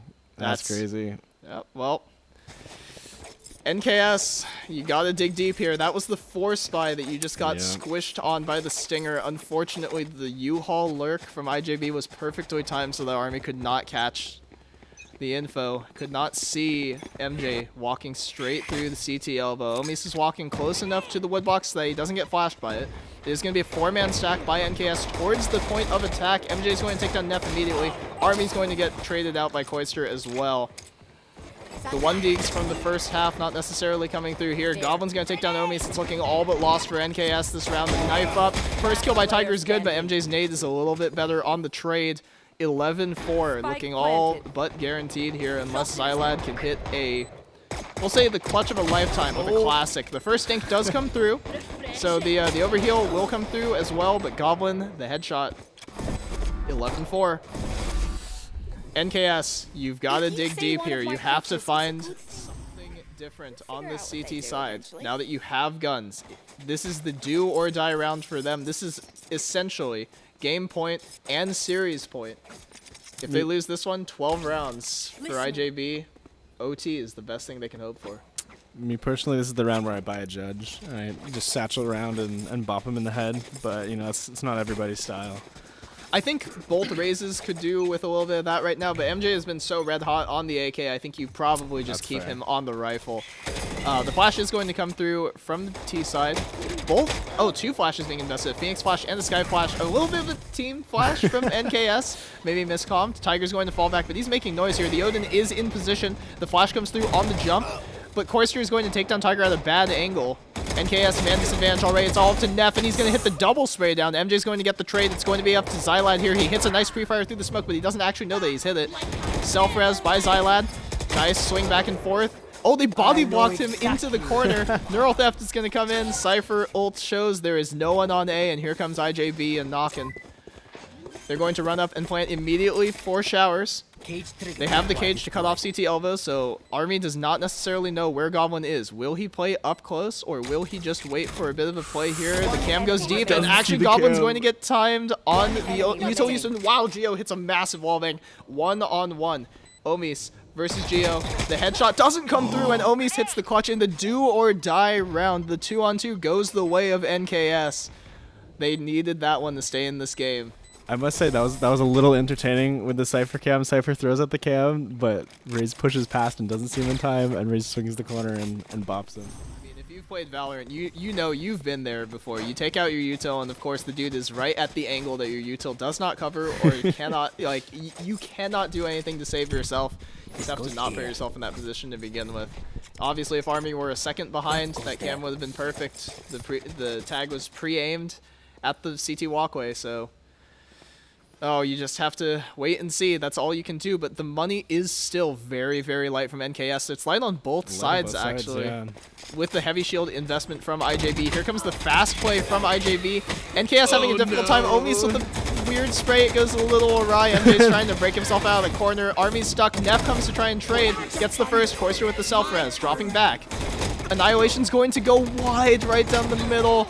And FP has wrapped around. This should be the round for IJB, a 5-on-2. It's all up to Xylad. Can he hit the biggest clutch in MVT history right here? FP walking out. Tiger in his ult right now, taking a little bit too long. They burnt off the clock. He's not even going to be able to take down Goblin. Legs him with the Outlaw. Up close and personal. FP and Geo. Essentially a flawless round by IJB. 12-5 map point, series point for IJB in the potential moment clinch grand finals. What do you do now? Is it too late for a comeback, do you think? I mean, NKS, when you're in the losing position, it's also tried and true, but you have to take it one round at a time, and you have to just hope, and you have to just trust in your own ability, in your teammates' ability. Gotta go all in here. Yeah, but all in looks like a Bucky and heavy shields, and I don't know if that's gonna cut it. All-in's a little weak. Sometimes it's the best you can do. There is a breach ult, and there is a showstopper, so you can make some big stuff happen off of that util. I imagine it's going to be a B finish from NKS. See if they can late ult into the back of the site and have the showstopper clean up whoever is in the back while somebody else wraps around elbow. But it's going to be really difficult to gain that position here, is I think the main issue that you're going to have on the side of NKS. The judge up close and personal. Here comes the smoke for Octo, but do they know that Xylad is up this close? Of course, he's not going to find out, but he's going to find out when the shotgun rings his skull. Goblin is going to catch Xylad. Here comes Omi's trying to get the trade, but they're already out of hookah. FP's going to take down Tiger. Showstopper, not quite into elbow. Here comes the charge down into elbow as well from the breach. Neff, instant headshot onto FP through the flash. So that's really big. Army's pinned in at the left side. Goblin's not quite going to have an opportunity to catch him. Army's at 1 HP. The lineup with Neff. Cover, Goblin at 1 HP. Cover is coming through from both sides. Omi's finally with the wraparound to force Goblin, but the plant is going to go down on A. Geo's already in advanced position, gets the first. Does he know that Neff is at the close angle? Yes, he does. Instant headshot to clean it up. 2-on-1. Here comes MJ. A bit of a glory for himself. 13-5. A more competitive game than game one, but another game, another map, another series going the way of IJB. I just boss. Moving on to our grand finals here at Moogie's Valorant Throwdown. Exciting. I'm so glad we didn't crash in the transition that time. That's awesome, dude. So I mean, I love being able to see all the graphics. Yeah, I love the stream being able to still hear us. I know everyone's been putting in some massive work making this stuff happen. I mean, just look at it. Look at the production quality. Yeah, and by everyone, I think you mean just other Alex. Yeah, I mean, hey, man. Alex, I mean, you both deserve some of the credit. but definitely it was a blast having you here on the desk along with me. But that is going to wrap up the first series that we have. Do you have any other closing thoughts you'd like to share before we move on to our break in between series? No, that's about it. Don't go anywhere. We're gonna have a bit of a break here before we get into series number 2, the grand finals, at 3:00. You ready? Man, I wait. Let me check my We got watch. time for a nap. Wow. Okay. We have time for like Go get a lunch. We snack. can go get a nap. Yeah. We can go do whatever we need for an hour and a half. But stay tuned. Do not touch that dial. We will be right back with some more hard-hitting Valorant action for sure when we come back. People want to define Gen Z, but that's our job. I wait tables, but last week I built a field hospital. I put out a forest fire. I stopped 1,000 attackers. And a natural disaster. I've saved lives. And led a team on patrol. I serve.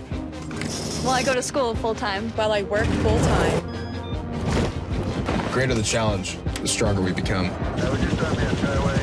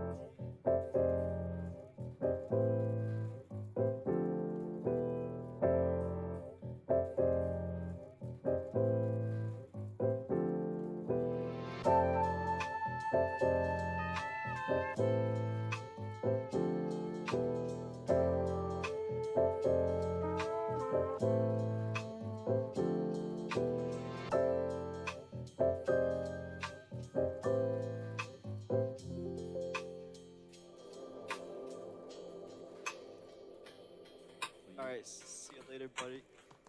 See you later, buddy. That's a good one. Nice.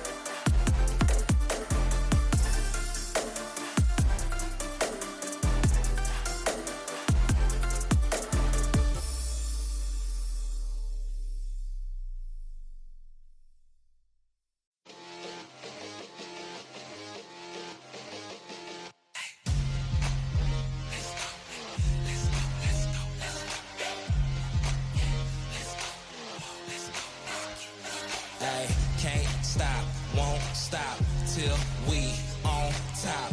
Quit, I think not. Coming hot for the #1 spot, yeah. No key, got the game on lock, ayy. Big threes when I take my shot, ayy. On the rise and we ain't gon' drop on the grind. It's our time, just watch. If you want it, you can get it. Life gets hard, but don't you let it get you down. Go get the crown because our time is now. Ayy, we gotta get it. Gotta get up, gotta go, we gotta get it. Ayy, they won't forget us. Made it happen and we all became legends. We gotta get it, gotta get it, gotta get it. We gotta get it, gotta get it, gotta get it. We gotta get it, gotta get it, gotta get it. We gotta get it. We can't be contained when we leave the game. My name will remain. We don't need the fame. You can keep this chain. We broke free, so things won't be the same. Nah, on the mission, gotta get it. Let's work. We were raised on the net. I'm raising my net worth, but it ain't about the money. Nah, it ain't about the cause. All that matters is the world knows who we are. Stars. If you want it, you can get it. Life gets hard, but don't you let it get you down. Go get the crown because our time is now. Hey, we gotta get it. Gotta get up, gotta go, we gotta get it. Hey, they won't forget us. Made it happen and we all became legends. We gotta get it, gotta get it, gotta get it. We gotta get it, gotta get it, gotta get it. We gotta get it, gotta get it, gotta get it. We gotta get it. Know that our time is now. Yes, life can get hard, but don't ever let it keep you down. See, we are all kings and queens and we all deserve crowns. So don't wait. Get up, go out and get it. Now. Hey, we gotta get it. Gotta get up, gotta go, we gotta get it. Hey, they won't forget us. Made it happen and we all became legends. We gotta get it, gotta get it, gotta get it. We gotta get it, gotta get it, gotta get it. We gotta get it, gotta get it, gotta get it. We gotta get it. We gotta get it. Gotta get it, gotta get it.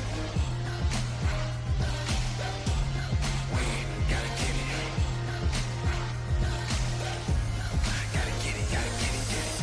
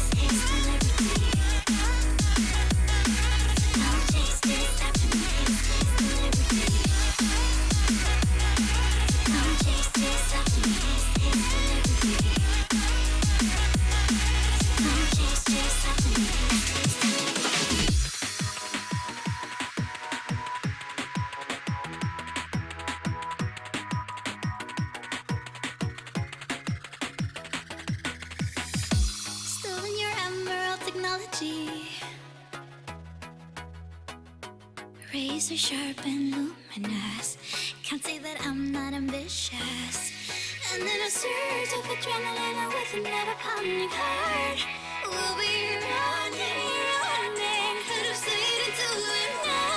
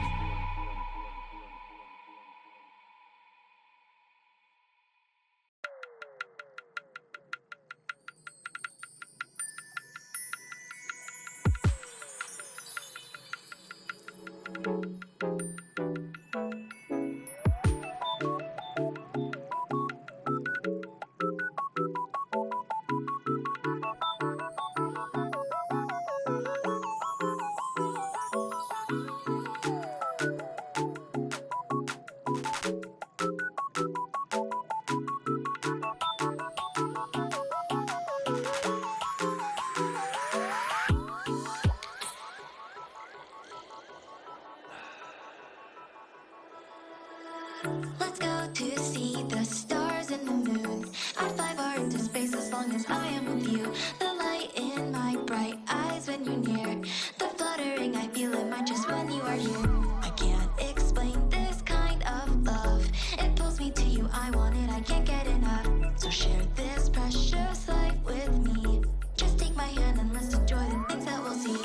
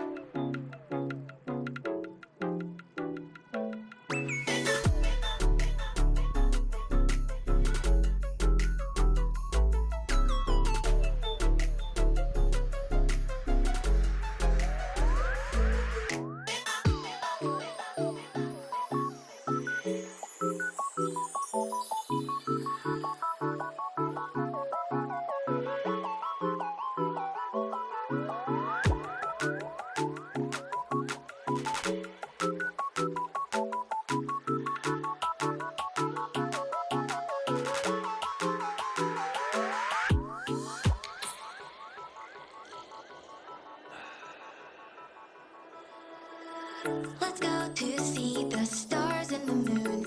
I'd fly far into space as long as I am with you. The light in my bright eyes when you're near. The fluttering I feel in my chest when you are here. I can't explain this kind of love. It pulls me to you, I want it, I can't get enough. So share this precious life with me. Just take my hand and let's enjoy the things that we'll see.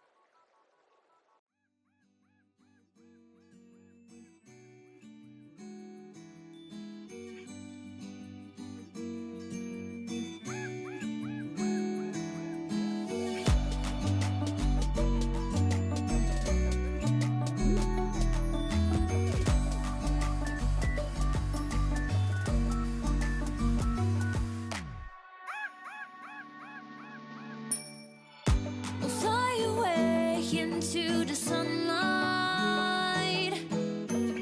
we'll hide away all of our secrets. I'll wait for you in the darkness. There's no stopping us right now.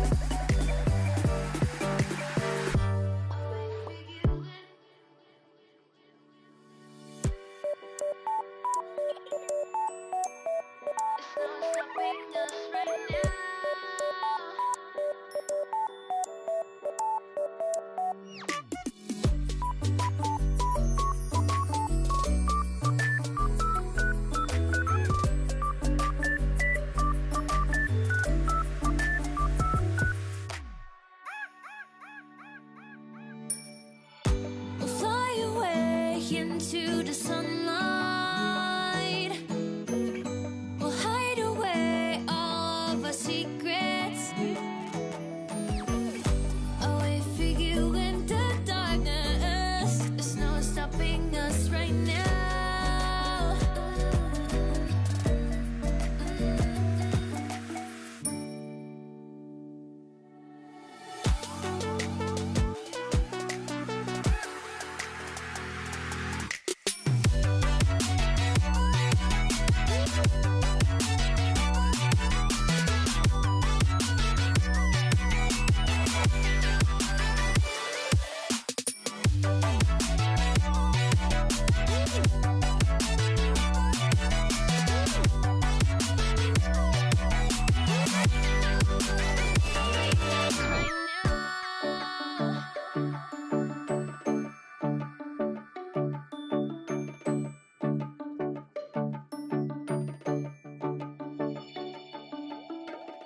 We'll fly away into the sunlight. We'll hide away all of our secrets. Away for you in the darkness. There's no stopping us right now.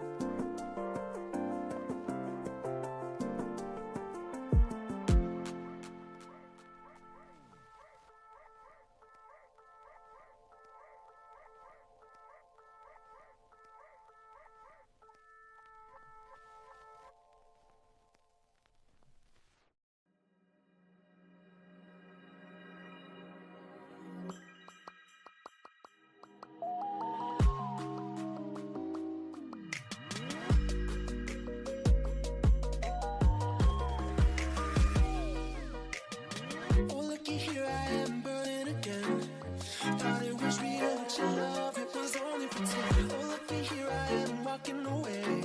I turn around if you beg me to stay. This time I don't think so. I had enough of your romance reflow. Heartbreaker with the ego. You were doing some things that could have been illegal. Makes sense out of nothing at all. You were pretty much evil, but I've got more to say.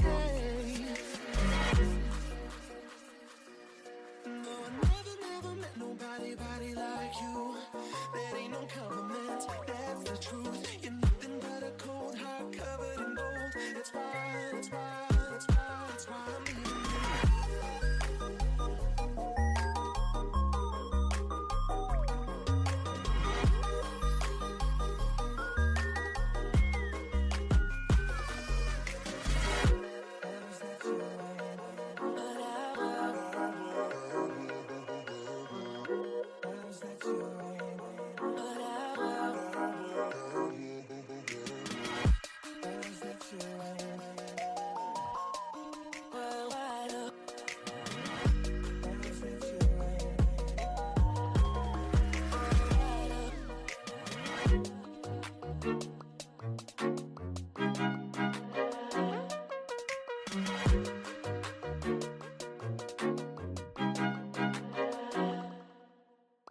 Oh, looky here, I am burning again. Thought it was real, but your love, it was only pretend. Oh, looky here, I am walking away. I turn around if you beg me to stay. This time I don't think so. I had enough of your romance reflow. Heartbreaker with the ego. You were doing some things that could have been illegal. Makes sense out of nothing at all. You were pretty much evil, but I've got more to say. No, I never met nobody like you. That ain't no compliment, that's the truth. You're nothing but a cold heart covered in gold. That's why I'm leaving you.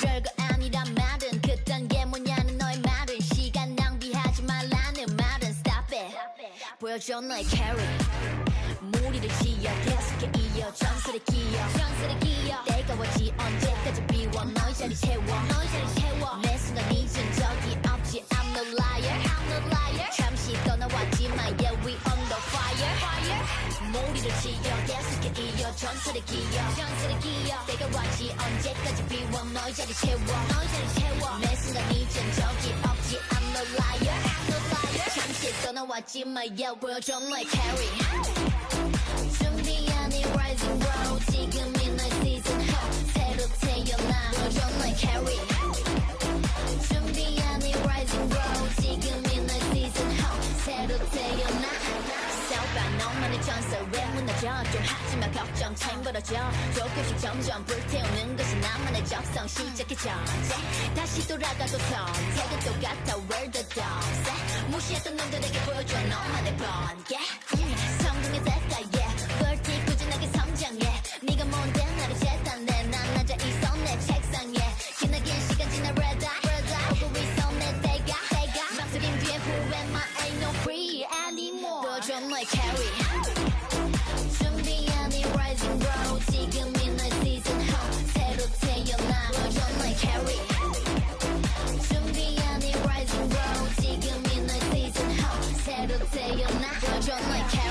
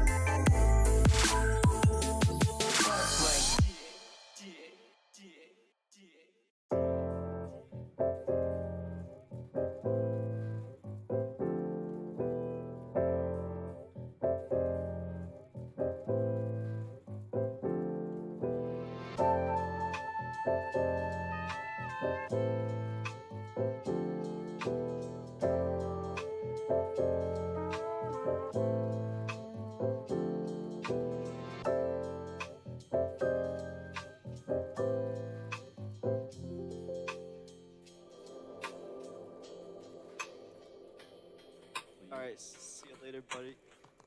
See you later, buddy. That's a good one. Nice.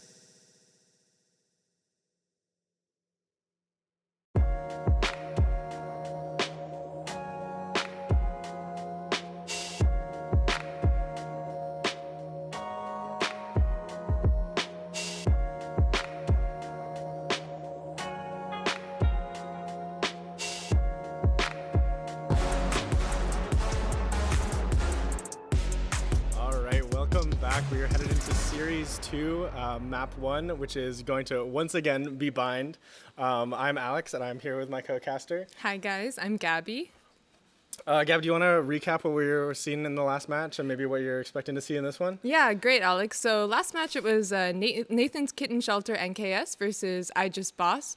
Technically, Nathan's Kitten Shelter was the higher seed by 1, but it was a bit of an upset with I Just Boss taking split in 13-2 and then taking bind in 13-5.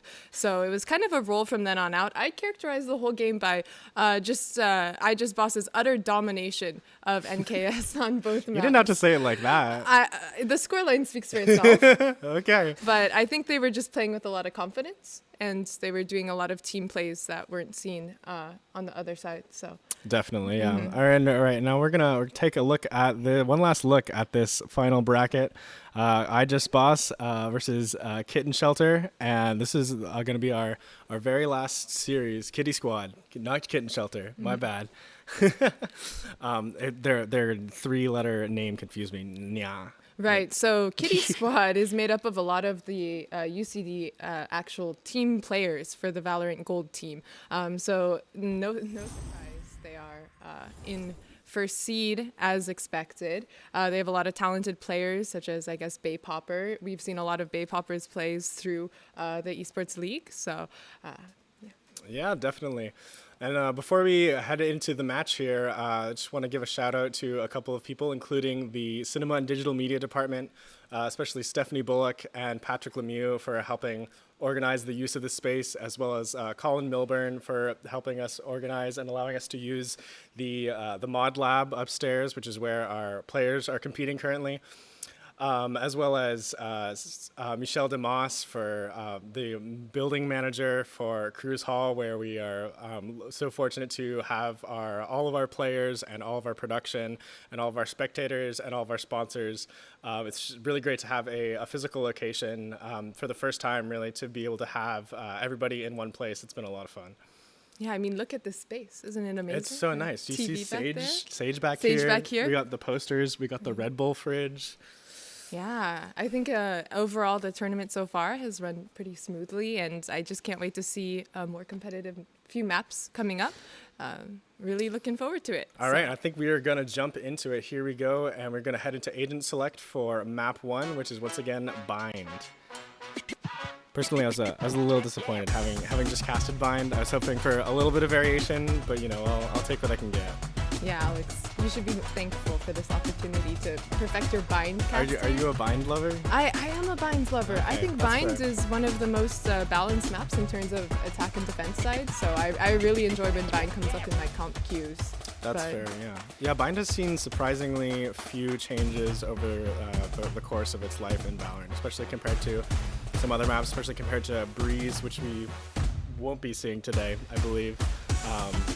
I think originally we might have been in the cards, but yeah, Breeze obviously having so many changes, maps getting taken in and out of rotation. I feel like Bind has been relatively consistent for quite a while. Yeah, and both of these teams here, as you can see, they're hovering the Clove comp, which we saw in the last match as well on Bind. It's looking to be more meta, I guess, moving into this new Clove era. The smokes post-mortem are just really effective on this map, as well as I Just Boss hovering that Yoru pick, which might be something that we haven't seen from them so far. I know in the last map, MJ was actually on the Raze and popped off quite a bit. He had the highest scoreline there, and we'll see what the cards are for I Just Boss. Yeah, that is interesting to move MJ off of the Raze, especially after them having done so well last match. Interesting to see Gio here on the Raze. Also, not especially surprising, but interesting to see the Killjoy here instead of the Cypher pick. It looks like they will be locking in, and we're going to be headed into Bind and real quick here. Any thoughts? Any bets? Place your wagers now. I'm really excited to see that Yoru play. I know that Tens does run the Yoru quite a bit on that Vines map and sets up some awesome TPs into, I guess, defender spawn. So it would be interesting to see how, maybe it's a direct even counter of Kitty Squad. Maybe they've seen Kitty Squads play on Vines before and are countering that with the Yoru and the mobility you get from a Yoru. But, right, yeah. All right, looks like we're going to be hopping into the pre-match here. Yeah, Yoru is... Yeah, especially with there already being teleporters built into Bind, a Yoru is an interesting pick. You can really play a lot of mind games using those fake outs and using that teleport to either rotate between sites or teleport back for a retake, all kinds of options. Right, and if you see on the minimap, it looks like it's a crunch on A with Kitty Squad leaving that Cypher to lurk up B long. So. Interesting, yeah. Who's your pick on Bind? Who do you play on Bind? Oh, I go KJ. I think KJ is definitely I'm a Sentinel main, so. That's fair, yeah. Let's get into it. And it looks like that KJ setup will be on A, which is also where Spike is going, but they're going to have some early contact towards Showers. Oh, MJ picking up the first frag on Cypher over there. And it looks like they have a pretty solid hold. IJB has a pretty solid hold on A site, so I'm not sure if NYA is. Are we calling them NYA, or are we going Nya every time? Yeah, we have to go Nya. Looks like Gio's lurking in the smoke and pops out just at the right time. Down A. Excellent swing with some nice ghost shots there. I was surprised how far they let them push in. They almost baited them in and then swung after the plant. It's so interesting how IJB is playing that backside. I remember on defense last map, they were playing super aggro, always pushing out. Maybe that's just that confidence, but... All four of them just spraying them down. Yeah, once Spike was down there by default, that was going to be a difficult recovery. They had pretty solid possession of site, making it difficult for the attackers to recover the Spike. Yeah, that 4v2 mana advantage really does a lot towards the end of the round there. They could all just swing out as a unit and clean up the kills at the end of the round, but... Yeah, we'll see if they rotate to more of a B hit, but it looks like they're actually bringing Spike over towards time to jump. I guess U-Haul. Yeah, it looks like they're leaving Spike in spawn for now. Maybe trying to get some early intel, figure out where to go. They're at a gun disadvantage, so that might be to their favor. Yeah, especially on attack, it can be difficult in that second round deciding what to buy. We have contact towards B long, and it looks like that is where the Spike will be going. Haven't quite fully committed. The fight Showers comes out the way of IJB with Goblin cleaning up 2 players. Ooh. Clean headshot from the Sheriff. One enemy remaining. But it doesn't look like it'll be enough. It being a pretty clean. Yeah, the difference in guns there in that second round makes things difficult, especially attacking. If you're on defense, you can get those shotguns, get the Stinger and the Shorty and the Bucky, and kind of play corners and wrap. But it can be really difficult on eco on attack, especially on a map like this. No, definitely. I mean, they made a valiant effort and they hit some clean shots, but I think it'll take more than that. I know in this buy, it's the bonus, so we'll see if they can come away with that. I know bonus round wins have actually been a lot more common in Valorant as of frequently, just because of teams taking bonuses a lot more seriously. So interesting. Yeah, it seems like they're going to be playing pretty slowly here. Don't want to make any decisions too quick. Oh, I take it back. Various takes out 2 and then gets shut down immediately by the Stinger from Koister. Koister on that Clove. Do they know Gio is here, though, in this corner? Are they nice. They were aware, but he got cleaned up pretty quickly. Yeah, that was a nice swing. And it looks like they will be re-hitting onto A site potentially, or maybe teleporting back to B, which is currently clear. Yeah, characteristics of the IJB success last map on Bind was those early rotates between sites. I remember in one of the rounds they hit a double TP rotate. Yeah. So it's smart of to hit the rotate quite early and beat the team over there. Yeah, rotation timing on Bind I feel like can be pretty difficult with the teleports just give you such instant access to either site, and you can make such quick rotations, especially on attack. It's easy to relocate and confuse your defenders potentially.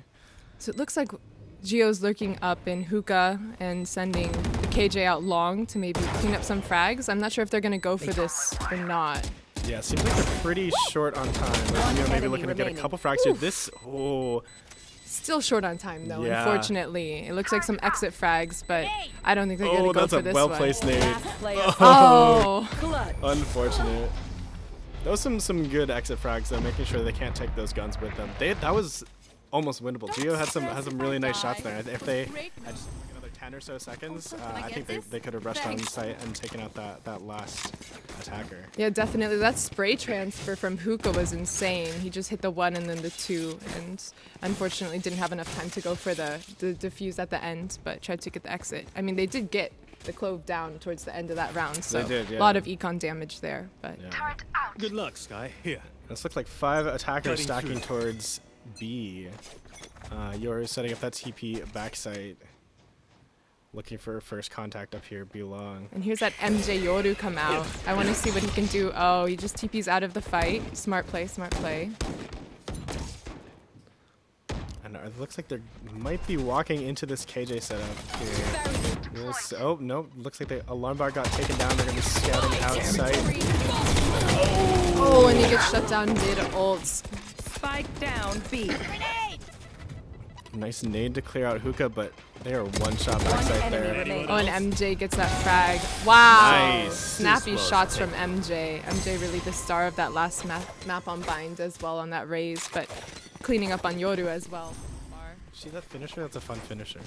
Is it the Lotus one? Is that what that is? I haven't been keeping up with my skins lately. I remember this is a fairly recent skin Okay, set. Yeah. Kind of want it now. Yeah. Okay, so it looks like they put Nya on a low buy with them taking up some sheriffs and really broke their economy, but we'll see how that comes into play.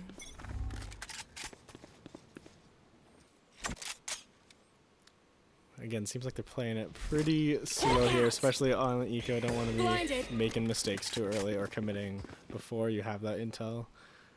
Again, that's really interesting from IJB, who was playing it so aggro last map on Bind Defense, playing it almost like an attack, but they seem to be taking it a lot slower and more methodical in this map for sure.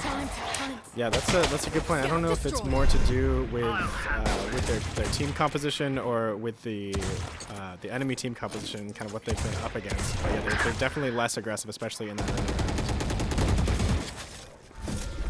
Looks like there's a fight showers with both the Yoru and the KJ stacked up there. And one coming flank. Oh, Cloister is going to find Jamie's in showers. Oh, the double swing out from MJ. Really solid gameplay. Very well coordinated from them. This is some interesting positioning here. Both attackers kind of stuck here in short with 3 in showers. That's a nice headshot with the sheriff from Bay Popper. Gets the gun upgrade. Last player standing. Nice. See, there's that finisher that you commented on earlier, huh? The Lotus Blossom. Yeah.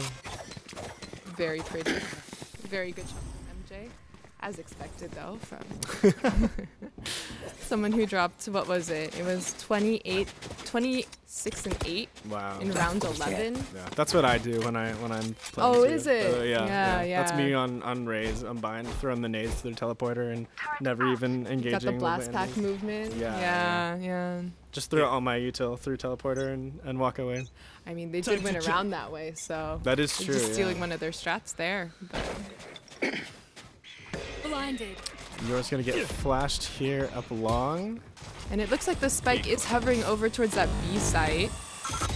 So we'll see if they make that commit off of the util exchanges that's going on for B long. But again, playing it really slow and methodical in the early rounds, and then having an explosion onto a site when they make that commit with the spike. I must wait a moment. Yeah, it is interesting how much slower they're playing these early matches compared to the last series. Maybe they just are maybe less confident about what they're up against, or maybe they're more confident and they have more knowledge of it, and they know that they can't afford to be rushing out like that. No, that's a great point, especially last map going off of what a 13-2 first map, so they had a little bit more leeway that way. I know exactly where you are. Okay, we've got the neural theft coming out to give them some info on the positioning of IJB. They catch that the KJ setup is over towards A, but KJ's all alone, so they're rotating the spike over and making that full commit. I'm wondering if IJB will recognize that and get the comms in time, but no, it looks like they'll just give up the site. Explode out onto A site here. We're dropping the smokes on the Showstopper. Is Showstopper gonna make it into spawn in time? No. And KJ here on an interesting flank, gonna come around short, maybe catch this Cypher. Go get him. Yeah, definitely. I wonder how that battle. Here we go. Goblin. Nice. Goblin takes it. That Cypher's near impossible to hit without the hat on, you know? Definitely. Last player standing. Wow. Ooh, MJ goes for the crazy, 4K. finds 3, and there's the defuse. That was... I wish I'd been paying more attention. Had more to say. I feel like I missed that. I think MJ just kill. Go kill. MJ go kill kind of vibe. Yeah. Where is MJ? I want to see MJ. On the cams. Yeah. It's We probably need, just little a shrug. Labels on the players. You know, just 12-1 on Yoru. All right, looks like we're gonna be taking a timeout, 1 minute timeout from Bay Popper called here. Wow. I didn't even realize I forgot we had timeouts. They didn't use them at all in the first series, did they they? didn't use them at all. Do you think they were aware that timeouts were a thing? Probably. It's in the rule set, but I don't know if it was in their mind immediately. Yeah. But yeah, the series so far is looking like a reflection of last series. I feel like Boss has really stepped up their game, come in with solid strategies and played it really slow. And they're kind of picking Kitty Squad apart, which is why I think Bay Popper wants to take this time back to reflect with his team, maybe counter with some preset strats that they have so far, maybe being a little bit more aggressive and actually commit to a site with a rush straight out of that timeout. We'll see what that entails. But yeah, they've both been really slow and methodical. There has to be some break in that to give Kitty Squad more of an advantage against this really kind of ratty defense that they've got going on. So. All right, looks like we're gonna be hopping back into the match. That felt kind of invasive, like watching I feel like I was watching security cameras as they were in their timeout. The Cypher camera. I don't know, yeah. Yeah. We have Cypher cameras in the player rooms. Spy cam, you mean? Yeah, spy cam. Yeah, spy cam. All right, looking like they're setting up towards B again here, maybe running into this KJ setup. It's going to be KJ alone on B site here. And they're going to be hitting those mollies and alarm bots. But they're going to be satcheling it onto site, and that is a free site. We're going to see 4 coming through flank, through the TP. I've got your and with these stingers, it was kind of easy to read this strat early because they took that time out in with a lower buy and they got really aggressive off of it, which is exactly what I wanted to see from them. This alternative to this more slow lurky play style was just running at them with stingers and taking them out, right? So, but we'll see if the gun advantage for IJB comes into play here because they all have rifles that are actually cleaning them up quite a bit. So. Ooh. Nice. Yeah, it seems like NYA is just going to be hiding inside here with stingers kind of. 1v1, Raze v Raze. Once again, MJ with some big wallbang headshots. Some mind games here running around the spike. Little short on time. Little short on time there, especially with the nade lineup. Yeah. I love the player cams. We should just get player cams for every player. Every player? Webcams, you think? Yeah, why not? See, they're forehead cam for every player. Do we have the budget for that? Do we have a budget to begin with? Well, thanks to Red Bull. Red Bull did not give us a budget. Red Bull gave us Red Bull, which is very appreciated. And a fridge. And a fridge. We don't get to keep the fridge though, which is very sad. I don't think you can even buy them. I was talking to the Red Bull rep. I don't think you are even allowed to buy these. It's exclusive. Like you need you need to be a vendor to have a fridge. Wow, we're so lucky. I respect that. Yeah, we have to take selfies with that after the match. Alright, looking like we're going to be hitting B again. A bit more of a defense setup here, though, with Yoru TPing off after that first contact, and Raze here waiting underneath Hookah. Yeah, they've set up both the Raze and the KJ here on that B site, maybe expecting that aggressive push out that worked so well last round. No, Geo picks up the first frag and has that util to really stall them and slow down that hit that they don't want coming in when they're unprepared. So. Thinking, are they looking at a TP here? There's a lot of people around Hookah, making me nervous. I know this might be an all-out brawl between both teams, but Gio with the 3K. Bait Popper kind of sneaking up onto site here. Defenders still back in hookah. Are they going to be going for this plant, or are they going to try to take this fight first? If these two can clutch up this round, I think this would be the most massive clutch we've seen so far, but not planted for the spam spot, actually planted back site, as we saw. Bait Popper's going to get spotted by the bot. And incredible. Two shots from expected from nothing Popper. less. Oh, but Koister shuts him down. Sky's gonna make it happen though. Nope, No. gets swung on, gets timing from both sides. That was a jeez. It was a valiant effort. Valiant effort indeed. That was great. I did not expect him to last that long in hookah. I thought he'd be more tucked behind the box there, because then he got spotted by the turret after the smoke went down, and I thought he was done for. But then he spams both. It is Bait Popper. The spray transfer just took 2 out, and I thought they really had a chance after that. But again, it was a 2v5, and all 5 had already rotated by then, so it was kind of a cleanup game from there. But it would have been awesome to see those frags come through for the side of yeah. All right, looks like they're going to be mixing up a little bit this round, maybe heading towards A, maybe a little intel towards B, trying to figure things. Oh, and it's a full TP crunch with and 2 going through the A. A down. Is going to come out in showers, and the revive coming in showers as well, and that spike is going to be very difficult to recover. Oh? But with the sheriffs, maybe they can get some work done. Those shots have been super clean so far. They got the Vandal online. Oh, that blind's so clean. That spray scared me for a sec. Yeah, but that blind was big. That was nice. Yeah, that crunch into the 3 through the TP on the A side. Yeah. It's really, they read them like a book. They read them like a book. Very good strat. This is my spot. Trying to think of how they could be mixing it up so that they don't get read like a book. I think they need another timeout. No, I'm just kidding.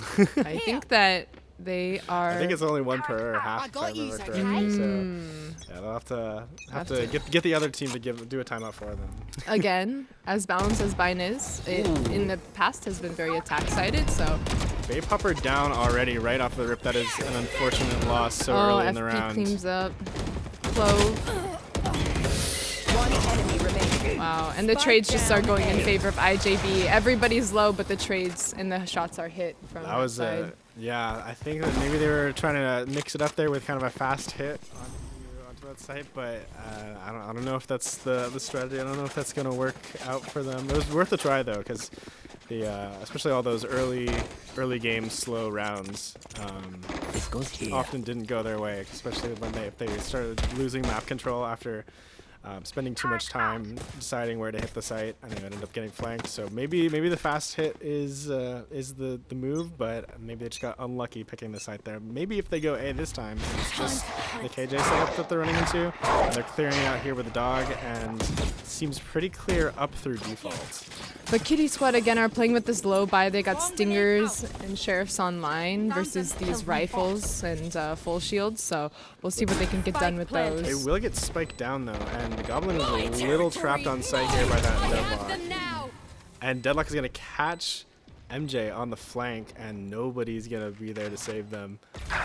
That ult. I know exactly. They might actually take this eco. Here comes the They've showstopper. invested 2 of the 3 ults that they had online at the beginning of the round so far. I'm wondering if they'll invest this Clove ult now as well. They do. They invest all 3. FP is going to find 2 there in hookah, and what? I think it was the good call. Those 3 ults, they carried them through this round. Yeah. They invested Cypher and then Raze and then Clove just to secure them this last round before the half to get them in a better position economy-wise to buy up. So we'll see if they default to this like fast B hit, which they've been doing after losses. But this A side has seemed to only work when they invest those ultimates to break something open in terms of breaking that really passive defense on the back of the site. So yeah. Yeah, we'll see if that works again for them this time, because it looks like they only have the Seekers online, and I don't know if they're going to be able to get another ult up to get out here, but they'll also have the lockdown facing them if they end up pushing a site with KJ on it. So honestly, if they go 8-4 here, I call this half a success. This gives them a really solid opportunity to come back. definitely, yeah. And there are those Seekers. Oh, huge flash, huge spray. The MJ pulls out the shorty. Oh, it's utter destruction. Just Jamie's left. He's heading back to recover the spike, but doesn't make it. Gets scouted out by the Yoru. And that is going to be our first half. I'm loving that. Switching sides. Little thumbs up. The reaction cam, yeah. So Alex, do you believe in the 9-3 curse? We were talking about this last match, and Takeshi was saying it's a little played out. It's a little overrated. And I don't know. I feel like I haven't seen it go one way or the other a meaningful amount of the time. I think that I will enjoy the 9-3 curse if Kitty Squad can bring it back from That this. is true, yeah. If they can bring it back, I will believe. I will be a believer in the 9-3 curse. I'm always for a comeback. Makes the cast interesting, you know? Yeah, I really agree. Yeah, it makes it longer and more interesting. So we'll see. It all starts with this pistol round. If Kitty Squad can take this in a convincing manner, then, the first step's already taken care of, and they can start converting. It looks like they'll be dumping some Yuto up on the site through B long, but are they going to TP off of this? The Yoriclone's going to clear out that tripwire, and that nade back site might be clearing out that Cypher. Right, and it really doesn't clear out the trip anymore after those Cypher buffs, making Cypher... Oh, and the TP back site! Unfortunately, it wasn't completely in the smoke, and he kind of peeked out into the open there and just got turned around and headshotted. But if he were maybe a second more behind, he would have been able to pull that off. That's what I do when I play Yoru. I just yeet my TPs everywhere and hope I end up in their spawn. You hope or something. yeah, your lineups. Especially on Breeze, you just throw it all the way into their spawn, and it doesn't usually work out, but it's lots of fun when it does. It looks like they're going to be re-hitting B here, but they're going to have a couple of defenders here waiting for them. Oh, jumps straight into deadlock double utility. concussion. Unfortunate, but that is a much-needed round by NYA. It sounds so boring when I say NYA. Should I just say it the other way? Yeah, I think you need to say it the other way. It has maximum impact if you say it. Yeah. If you say it the other way. But yeah, Kitty Squad cleaning up a really nice pistol with 4 left alive. We'll see if that trend continues into this force buy, where they obviously have the, I hear, what is that? Is that an outlaw or a marshal? Can you discern? That was a marshal. A marshal? They got the marshal. That is a marshal up on top. This is a good spot up too. on When truck, I'm playing Raze, hopping on the, yeah. Looks like 5 heading towards A with KJ bot watching the flank. Oh no, Stinger moment. Stinger at long range.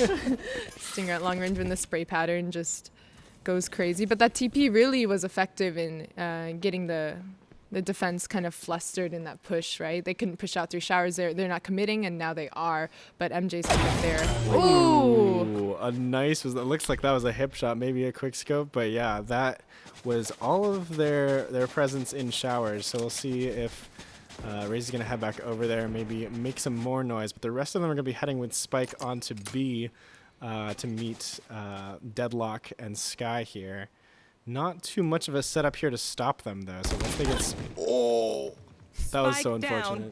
That was unfortunate. I quite like the Bulldog. That's one of my favorite guns for that reason. Just especially, second round. Second round Bulldog buy. It really...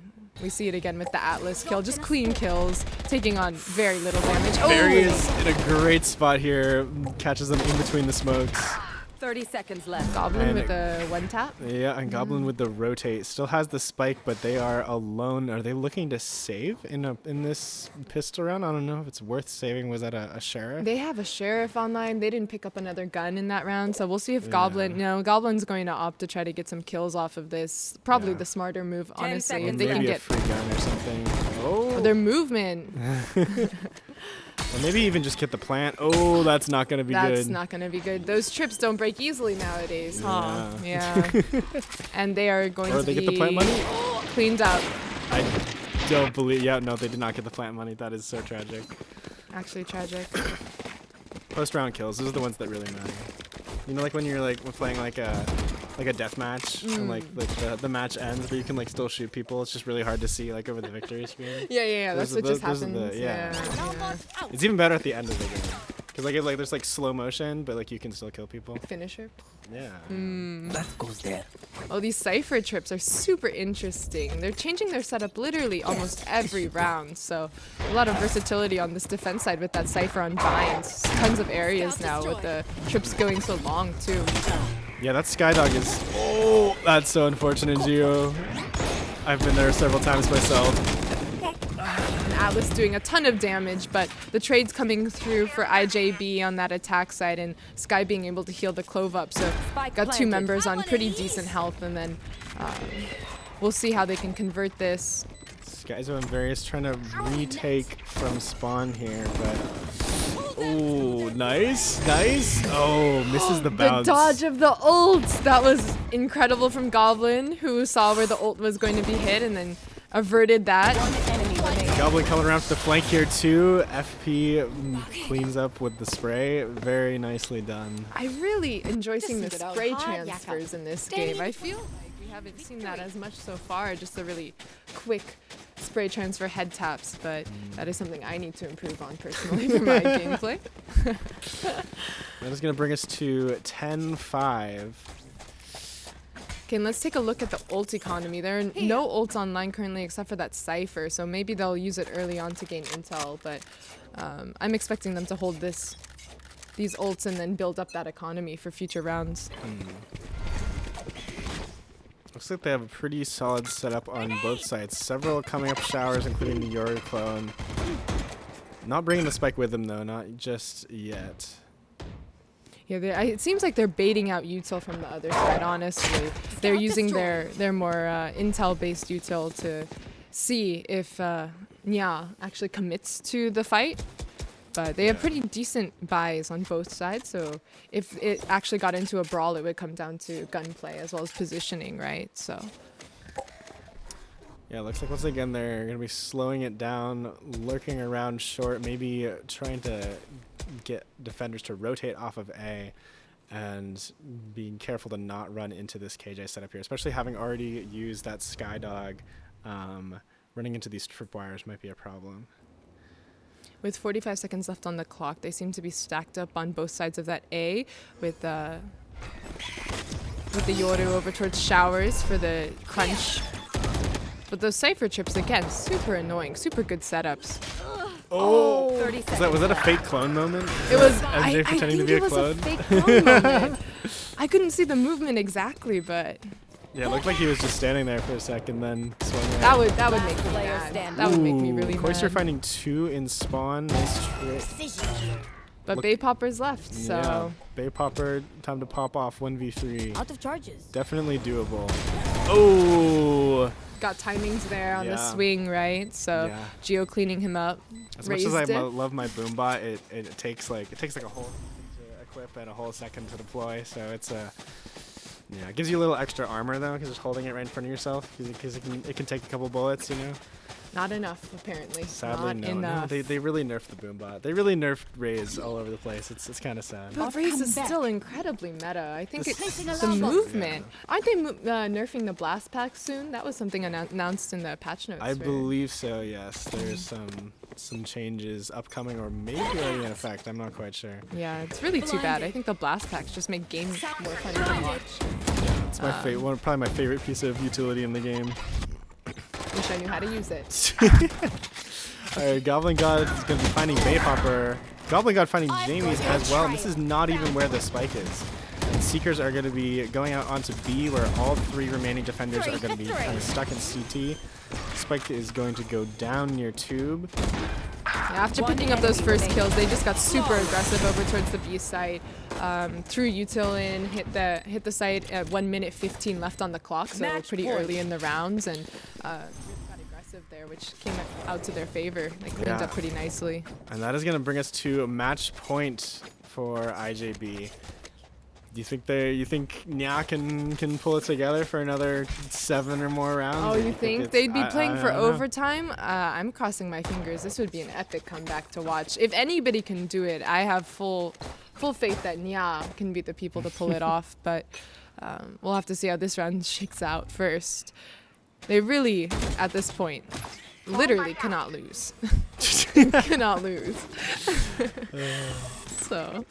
Well, it looks like they are going to be pushing up into this setup. Nice hits by the sonic sensors, and they're still going to be taking most of site here, though they Nia still has a bit of a presence in elbow.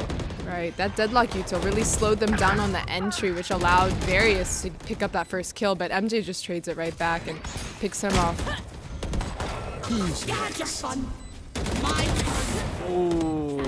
They're popping ults left and right. Then now's the time to do it, so. Yeah, it's either now or never. 2 more ults here. Showstopper finds one. It's going to be 1v1 in the post plant. And Baypopper with pulling the together ace. with the ace and the diffuse. If anybody could do it, it would be Baypopper. Now he just needs to do that 6 more times, and then they're good. Can't wait. This round, though, was really damaging. It was everybody dead except for Baypopper, right? So you see this buy with the light shields, and even Atlas might come online with the stinger or something. So not the best economic situation for them. I'm sure they're kind of kicking themselves and would have liked a lot more people to survive that last round just to benefit their econ more. They invested a ton of ults as well. All of the ults gone except for that Cypher ult still held on the side of Nia. So yeah.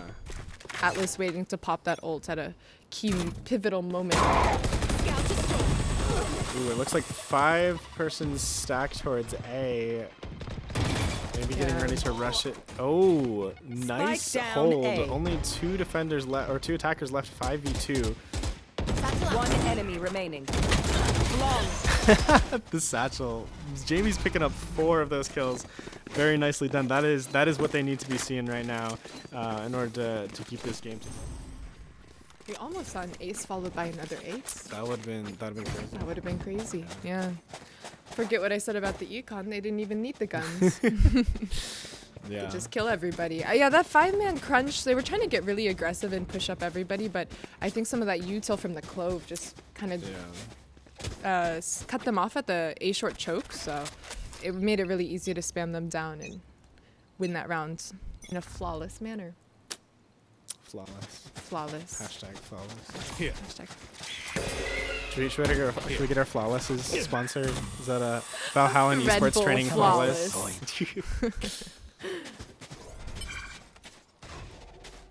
Are they thinking about the TP here? It's like they're split 2 and 3, trying to decide which site is more reasonable to take. Yeah, kind of going with the pretty typical setup here with the Cypher on A, the sonic sensor, and 2 people on B. And here comes the lockdown from Attacker Killjoy, and the dogs have gone to the dog park together. And are they able to free Killjoy? Nicely done. But he gets killed, picked up by Various. There goes Gio with the showstopper, but then gets tapped mid-air. Unfortunately. That is frustrating. I'd be tilted if I... Ooh. Like I never left. FP is going to fall back after getting that pick. And going to be a tough round for FP. Has the spike, but not really anywhere to go. They're trapped on both sides, and it looks like they're going to get finished. Look at that. Oh! It looks like Jamie's timer expired right as they swung, and FP managed to find the other, bringing that down to a 1v2. It's doable. They still haven't gotten Spike down. But it's a 1v1 now. Spike is planted. I think that's out in the open. It is, but it was in the smoke. So it was, ooh. And FP looks to be wrapping around short, which is a really smart play as long as Sky doesn't hear FP. If Skyzo... No, Skyzo heard. Skyzo knows where the positioning is. See, you can see them looking. And Skyzo didn't stick half either. And that smoke is going to go down. That's going to make it a lot more difficult in this post plant, because his plant is wide out in the open. Skyzo is so incredibly low. FP with the jump peaks and those post-death smokes.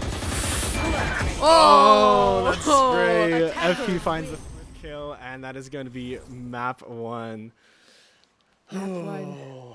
That was so close. I think that IJB has a really solid handle on that binds. They know just the right timings and when to get aggressive, when to fall back on defense, and they really took it to them in that last attacker half. I thought they did a really great job. So yeah, I think it could definitely go either way in map 2, and I'm hoping we see a map 3. Would be a lot of fun. Where are we heading for map 2? Is it Icebox, if I remember correctly? We are headed. You are indeed correct. We are headed to Icebox. Where is Icebox located? I think it's like in like Antarctica or something, isn't it? I think it's Siberia. So is it I think it's Siberia. More right. Close enough, but we're headed to Siberia for Icebox headed next. To Siberia for the next map. Don't go anywhere.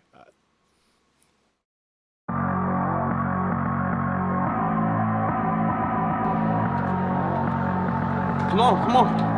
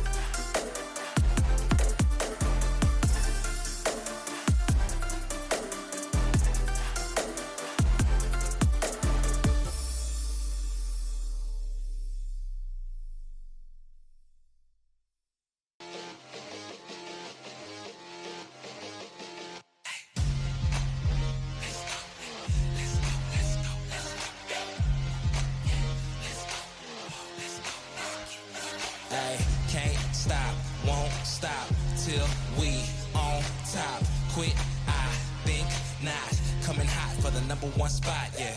No key, got the game on lock, ayy. Big threes when I take my shot, ayy. On the rise and we ain't gon' drop on the grind. It's our time, just watch. If you want it, you can get it. Life gets hard, but don't you let it get you down. Go get the crown because our time is now. Ayy, we gotta get it.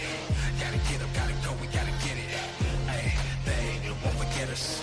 Made it happen and we all became legends. We gotta get it, gotta get it, gotta get it. We gotta get it, gotta get it, gotta get it. We gotta get it, gotta get it, gotta get it. We gotta get it. We can't be contained when we leave the game. My name will remain. We don't need the fame. You can keep this chain. We broke free so things won't be the same. Nah, on the mission, gotta get it. Let's work. We were raised on the net. I'm raising my net worth, but it ain't about the money. Nah, it ain't about the cause. All that matters is the world knows who we are. Stars. If you want it, you can get it. Life gets hard, but don't you let it get you down. Go get the crown because our time is now. Hey, we gotta get it. Gotta get up, gotta go, we gotta get it. Hey, they won't forget us.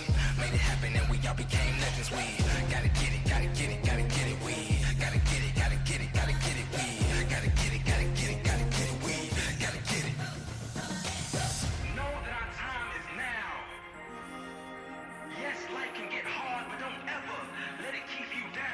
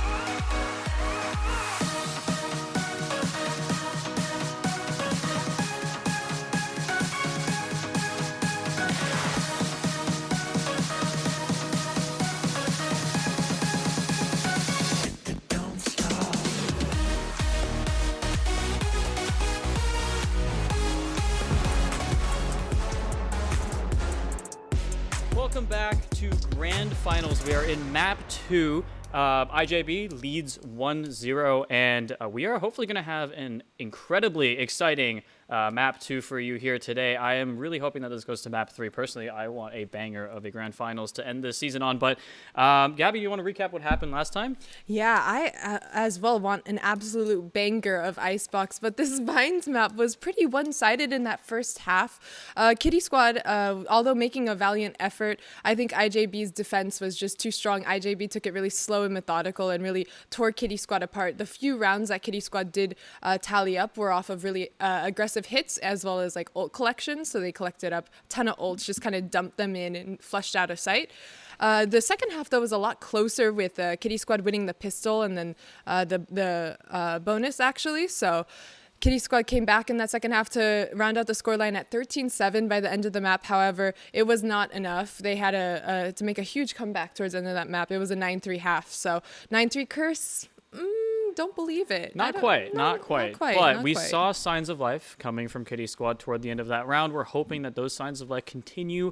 Hopefully we'll have a fully fledged team coming out into Map 2.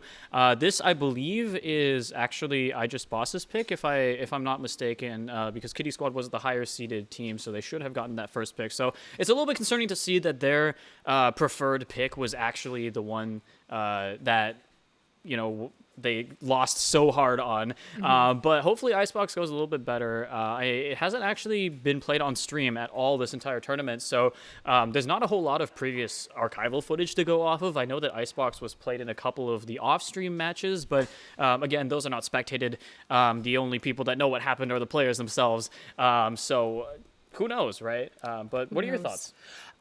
With no archival footage, like you mentioned, it might just be an all-out slugfest between the two teams. I'd really like to see who comes out in terms of the firepower matchup, because on that bind, I'm actually really surprised to hear that that was Kitty Squad's pick. IJB looked so strong on that in the first match, really taking it to Nathan's Kitten shelter on bind. So if Icebox is their home map and they looked that good on binds, I'm really scared to see what Kitty Squad has to face coming up. But I will say there were positives for them on that binds map as well. When they got onto the defense side, they really started to pull something together. I'd like to point out Atlas's Cypher setups on that A site. He was constantly switching around the trips, tripping off both showers and main, and he really had a good map knowledge to stall on that A site and then switch his setups onto B as well. So that Cypher super versatile compared to, I'd say, more of the KJ. KJ has a lot of stall util in terms of the nano swarms, but Cypher, those trips are just so hard to break. You can't break them with dog, you can't break them with clone.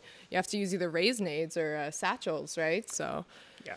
And honestly, I'm quite surprised that the buy-in pick honestly came out again. I mean, the 13-5 scoreline from the first series, I mean, that was still a pretty commanding win coming from IJB. Even the rounds that they lost, they were pretty close. And generally, it was just due to like unfortunate economy circumstances. So I'm surprised that Kitty Squad decided to try their hand at bind. But nonetheless, Icebox is a new map for us this series. If Nya is able to pull it back, then we will see a map 3. We're going to go to split once again. And that was actually where the 13-2 happened. So I'm a little bit worried for Kitty Squad's chances, even if they do make it to map 3. But again, it seems like they've been powering up throughout all of map 1. Hopefully that trend continues, and they're going to be on the up and up going into map 2. I really do want to see this go into a tiebreaker. But it looks like we are mostly ready to go into map 2. So let's take a look at what the picks are going to go.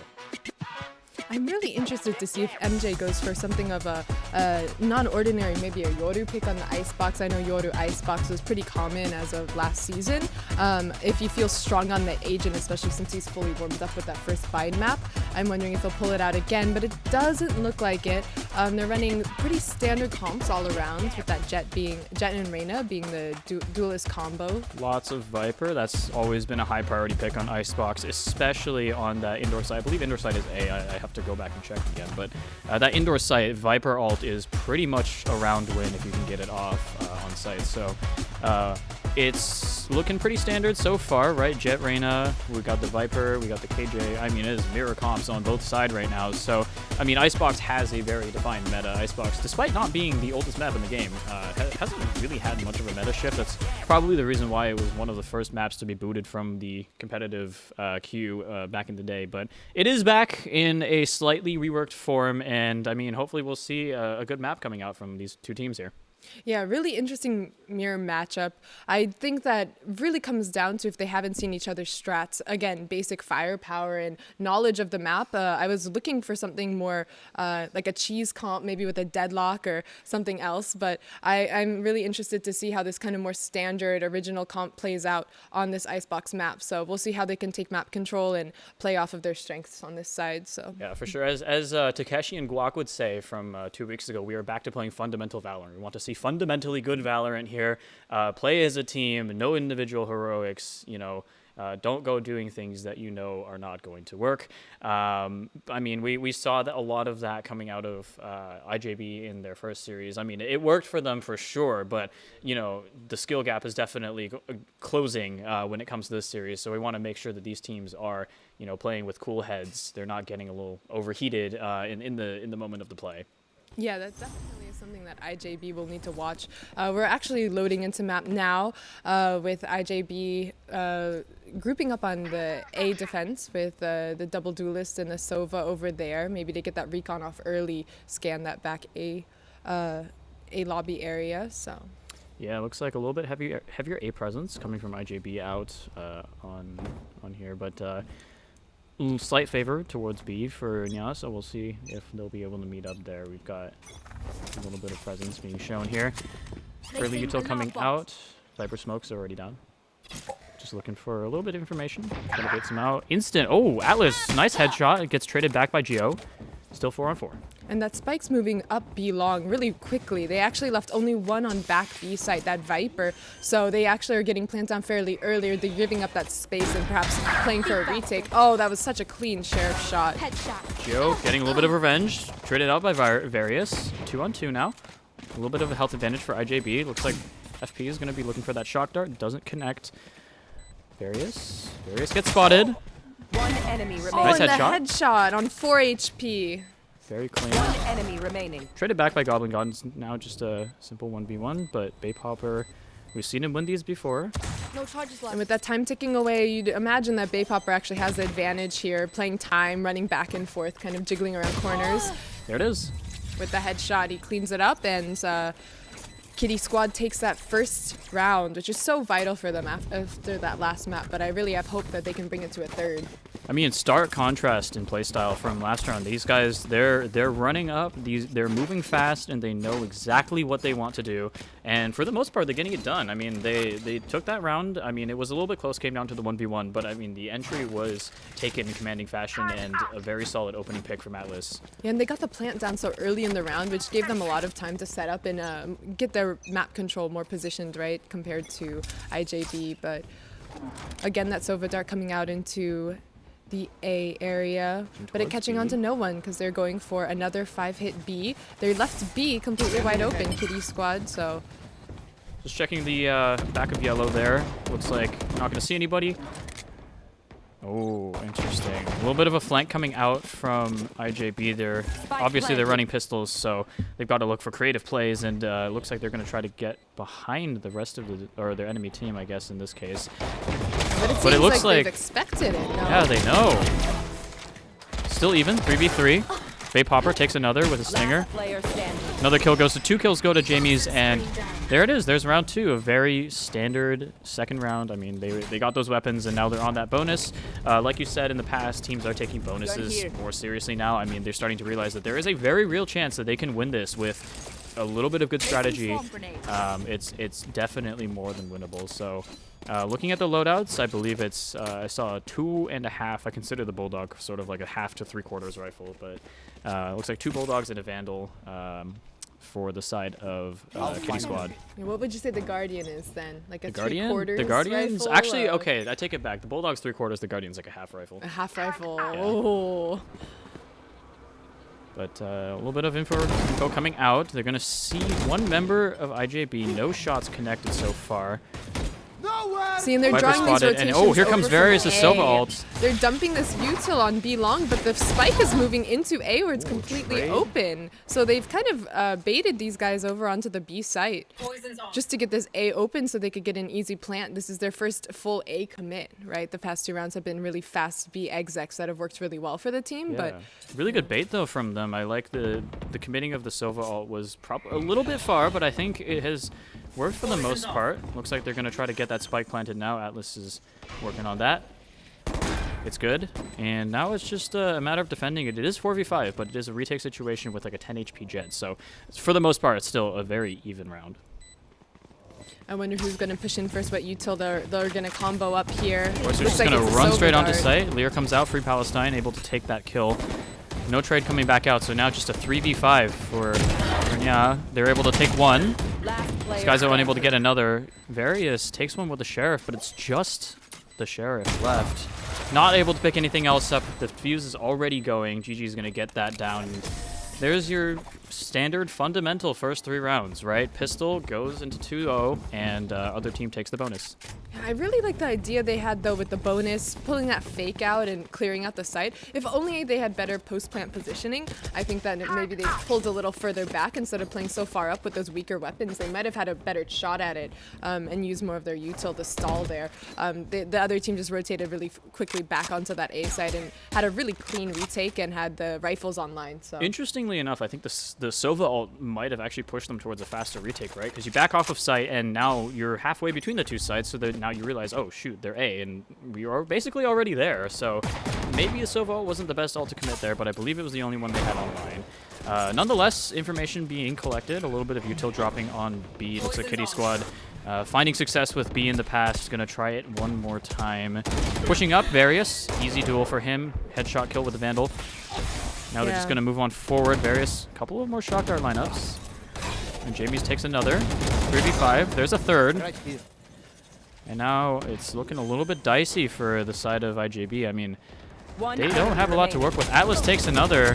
Goblin God able to trade one back, but Skyzo, after a little bit of a scary spray, is able to clean up the round. And there's the 3rd round for Kitty Squad. Yeah, Jamie's, we did not see that. That did not happen. We will not speak of that round, but your team cleaned it up, so. Hey, I mean, all good, Kitty Squad is in the lead for, I believe, the first time in this series. So it is looking good for them and our hopes of having a 3rd map. Yeah, I think their fundamentals are just really strong on this map too. You see that they're drawing these people over to the B side, but they're completely annihilating them with their util timings. That Nano Swarm on yellow B brought the Jet closer to them so they could get the frag pretty easily, force the positioning there. So Finding a little bit more of a split play here. It looks like they're going to send KJ over to A just to do a little bit of baiting. Still 4 members onto B. Fast take, explosive entry on there. Gio watching with the Marshall, not able to get any no shots connect. Now he's just going to hit fire a few times, try to catch a stray bullet, but yeah, I mean, no lives lost. Oh, well, as I say that, there's one. Sova ult coming out once again. I believe that is, yeah, once again on the side of Various. That's his 2nd Sova ult in 4 rounds. Oyster looking for a 1v1 duel, not able to find it just yet. Timing just doesn't really work out for him in that case. Still a 2v2, a little bit of a health advantage for Kitty Squad. Both members of IGB quite low. Bay Popper gets his 3rd kill of the round, and Atlas is behind MJ, so it's looking pretty good for them. Yeah, with the classic right click, there's the 4K for Bay Popper. That is the Bay Popper. That is the Bay Popper that we were expecting to see.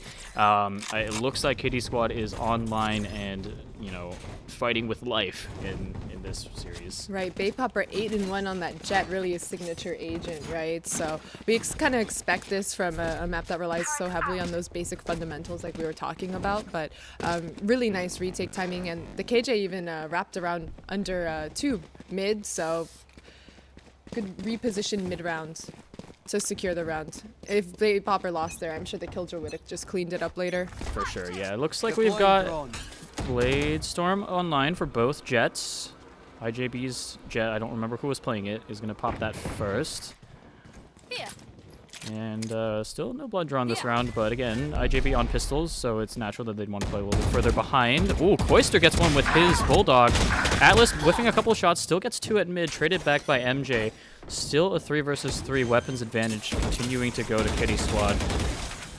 Yeah, with those weapons advantage, I'd really say that those trades go in favor of the attack side anyways, right? They're on site, they're positioned to get that plant down. Both Blade Storms are online for this round.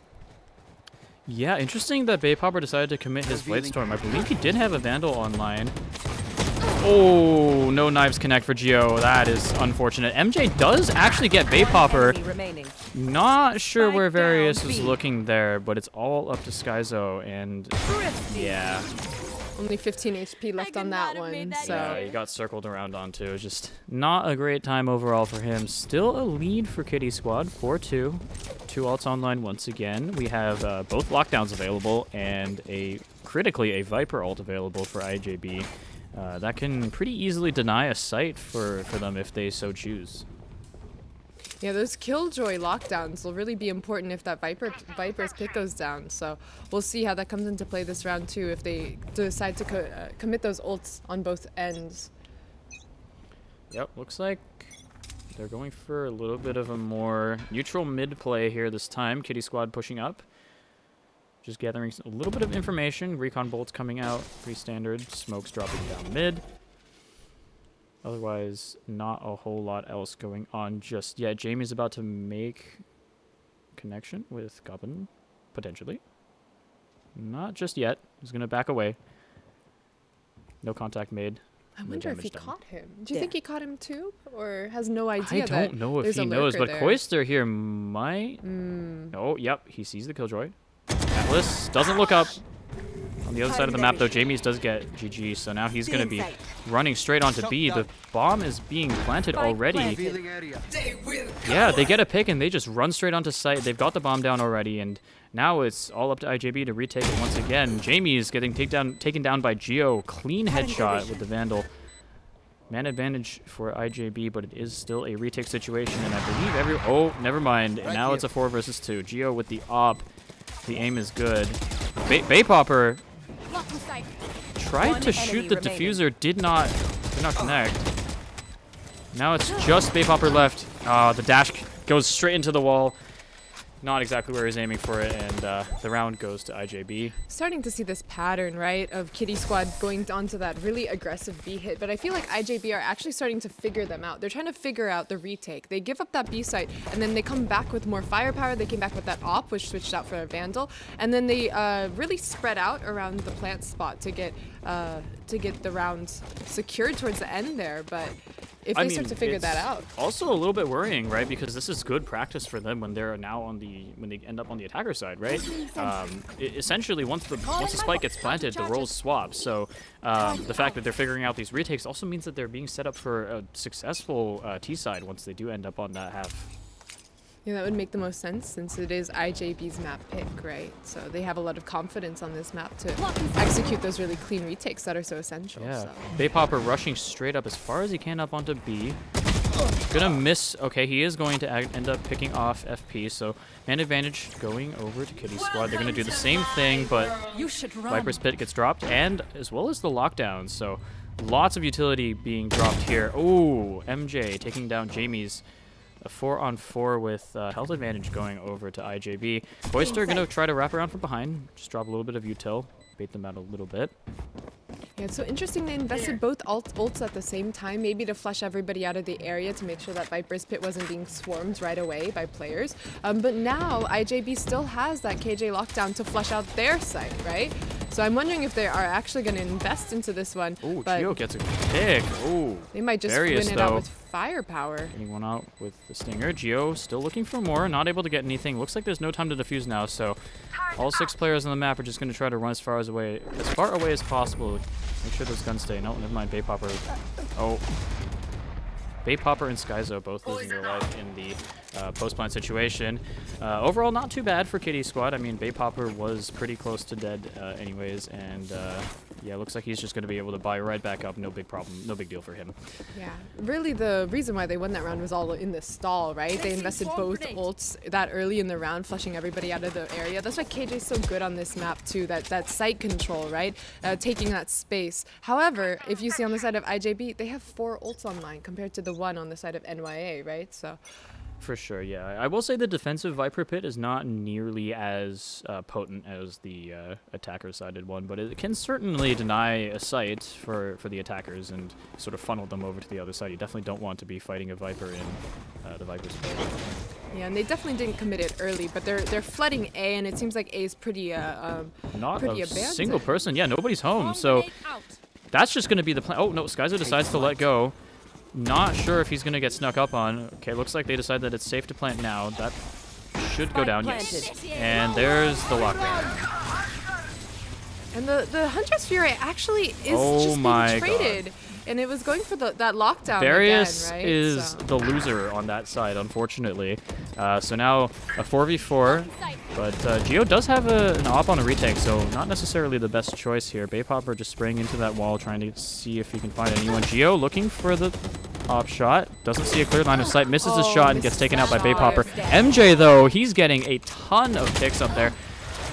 There's his third, and he's able to clean up the round for his team. I believe it's all tied up now, 4-4, so a little bit slow. Actually, 5-4. Forgot about last round, so a little bit stressful still if you're Kitty Squad. I mean, this is not exactly the dominant performance that you're looking for if you want to potentially play some mind games against IJB.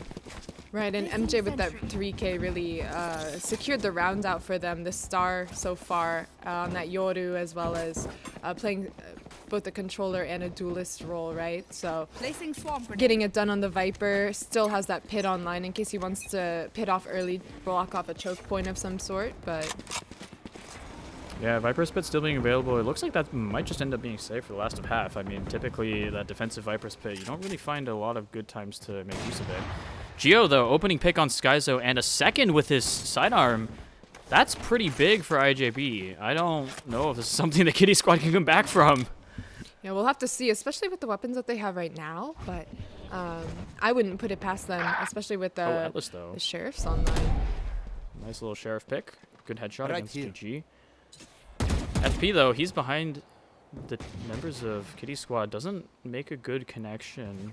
Right, and Atlas is slow, and members of that NYA squad. And this Baypopper Shock Dart, though, does also connect with Various at the end there. Baypopper looking to bait out that op shot from Geo. He knows that he has an op, and he knows that it's not safe. Koister, though, getting shot from behind. Taken out by Baypopper. MJ takes out Atlas, and now it's 1v2 for Baypopper. Doesn't have the spike. It's being watched over by Geo, so... With only 30 seconds on the round, it looks like you'll have 30 seconds he does end up getting the spike. Spike planted. Okay. There it is. Now it's just a defense. It is a 1v2 defense. It is definitely very hard to make this happen, and it looks like the pings are already coming out. Yeah. MJ gets the contact. MJ gets the kill. And there it is. 5-5. It's all tied up. Right, and it really comes down to these retakes on that B site, right? I feel like Kitty Squad commits B site pretty common. It's their more favored site, it's their better site overall. But on the side of IJB, both players actually lurked around through B long, and I don't think Baypopper was expecting that at all, wasn't even watching that angle, right? So they've got him pretty red on that B site so far. Yeah, Geo also picking up a lot of performance this round. We were seeing MJ picking up a vast majority of the kills previously on IJB, but now he's actually top ranking 12 kills and 11 on MJ. Whereas you look at Kitty Squad, they have Baypopper at 15, and the rest of them are all at single digits still. So definitely sort of a different team dynamic that we're looking at here. But as we say that, another multi-person B push coming out from Kitty Squad. Little information going to come out here. Going to check that yellow box. Recon bolt goes out. FP going to get targeted a couple times. GG, long range shot. Baypopper is taken out. Along with Skyzo, Various able to trade it back. 3 versus 4, not the end of the world, but the Bladestorm is out. Oh, Jamie takes another one down. MJ is... Oh, Koister from behind, though, gets 2. And now it's all up to KJ. And the spike's down on the site. I mean... they have the superior positioning on Atlas, right? So if Atlas can win this, right, it would take a miracle for him to get that spike down in time, right? It's just not there. I mean, what can you do in that situation, right? The best that Kitty Squad can hope for now is, I wasn't really looking at the economy. Hopefully it's good enough that they can do a gun round. But, I mean, at least they can potentially enter the second half at 6-6 and essentially have a fresh start. It looks like they're going to be not quite at a full buy Various on the Stinger. So not the best situation in the world, but they're hoping to make the best out of it and end this half 6-6. Right, last round in the half, you could really see IJB investing. They have both an Outlaw and a Vandal back yellow in case FP wants to trade off mid-round, right, onto a stronger weapon for close-range combat. Alright, so... Oh. Still no contact made. A little bit of damage. FP about to go down. Oh, he gets the kill back. Is traded off by Jamie's. So, still a 4 versus 4, nothing to worry about just yet. Oyster watching yellow, hoping that he'll get a peek out from there. And it looks like he's about to get it. MJ takes out Jamie's, but gets traded back by Various. So, again, still very even round so far. And I'm wondering if they're going to try... No, they're committing to this B plant. With a minute left, I mean, they did have time to rotate off, but they tend to... Kitty Squad tends to really like this B side plant. This B default, Atlas, though, right? behind, gets 2 kills. Now it's pretty much secured for Kitty Squad. They just need to make sure that Goblin God doesn't do anything too crazy. Plant's coming down. There it is, the swing around in the pincer. A successful 6-6 and even half. Probably not the outcome that Kitty Squad was exactly hoping for, but I mean, it's certainly better than what happened last map, and hopefully they're able to capitalize off of this sort of fresh start, I guess you could say, and pull something off on the back half of this map. Right, and as we saw on Bind as well, Kitty Squad was fairly defense-sided. That's where they really started turning on all of their strats and their plays. I think Atlas as a Sentinel is pretty strong at locking down those sites and making that space for Kitty Squad on that defensive side, so maybe they can channel that through here and actually bring it back to bring us to that third map. Yeah, I'm hoping that I see their A anchor with some kind of high damage weapon, most likely an AWP as well. I think that position is really important on that A back site to have. But it looks like, again, it's going to be a mid push coming out from IJB. A little bit of a different approach as compared to... Oh, it's going to be spotted by Atlas. Koister is able to take him down, though. Atlas not quite fast enough for the trigger finger. Baypopper and Jamie's each get one through the wall. Koister trades him back. Baypopper gets taken down by UCD, or by... I don't even know what happened there. Sorry, the kill feed is too confusing. Anyways, it's just Various left on the side of Kitty Squad. 1 versus 2. Geo spots him. It's an easy headshot for him, and there's the pistol round going to IJB, and most likely the second round of the half too. That's super interesting, that mid push, right? I think no one on NYA was really expecting it because they didn't have any util to stall out that mid push. It was a full aggress through mid with up to 4 players, so it was a really innovative play for this late in the game, right? They probably planned this out beforehand why Icebox is their pick. They have strats like this to pull out of the back pocket even when it's 7-6, right? So. For sure, yeah. I mean, especially on pistol round when you don't have a whole lot to defend yourself with on that mid push, it's definitely surprising to see. But it looks like it's going to be a full B stack from IJB, and it should be pretty obvious once this recon dart comes out from Various that they are alone on A. Recon bolts, Lear coming out. Lots of action, lots of gunfire. Goblin God getting one. Skyzo trading one back. Another second kill for GG. And a small man advantage coming out for IJB. Spike should go down. That should be an easy plan. Oh, a couple of whiff shots. Koister and Geo each getting one now. There's the last kill. And an easy second round of the half for IJB. 8-6 is the scoreline, but it's certainly not over for Kitty Squad. Yeah, definitely in that force round, right? They had the superior weapons, the Guardian really kind of cleaned them up towards the end, right? The pistols and the no armor didn't have a shot against the high pen weapon, so. Yeah, I mean, it's definitely Kitty Squad's round to lose at this point. They have got the weapons advantage. Looking at the loadouts, they should be on a full buy round. I haven't seen the tab just yet, but looks like it's going to be, again, a B-stack. Util is going to be hurt. Jamie is instantly first opening pick. That's pretty critical for them, and that's going to force out the sort of rotate coming out from IJB, and they should be able to figure this out. Oh, the drone misses tube. Unfortunate. It happens. We won't talk about it.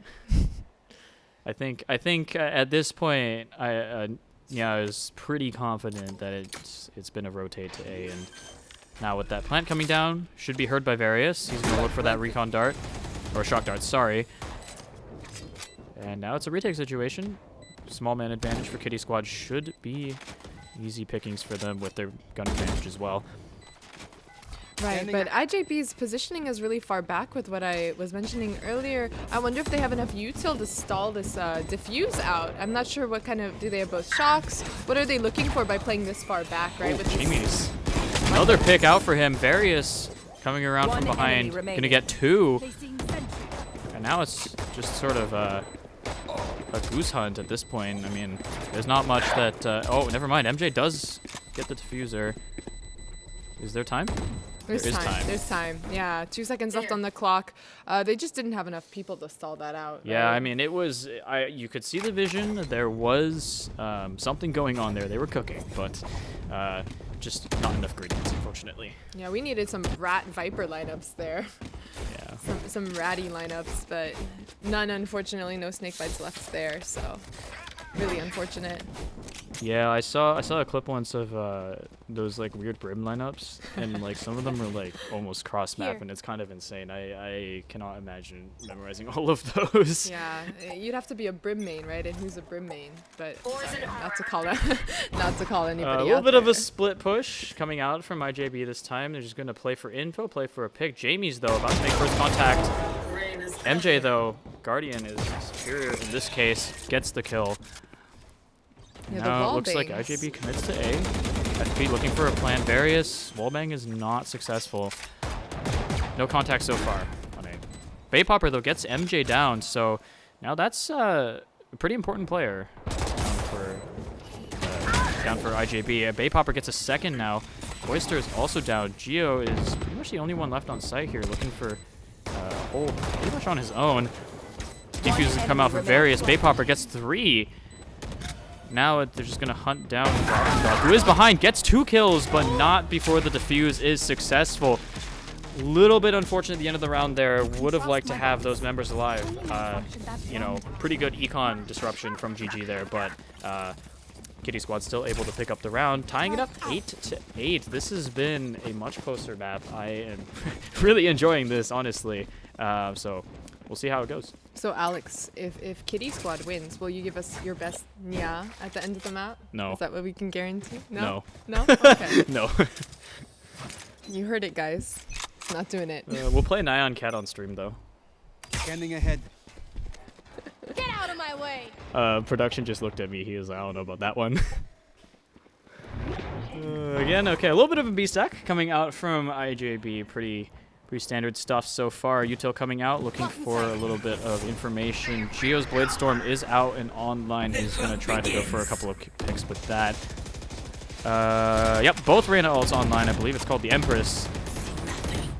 And yep, they're just going to be pretty standard site take. Hopefully the spike gets put down soon. Oh, Koister gets one. Atlas trades another.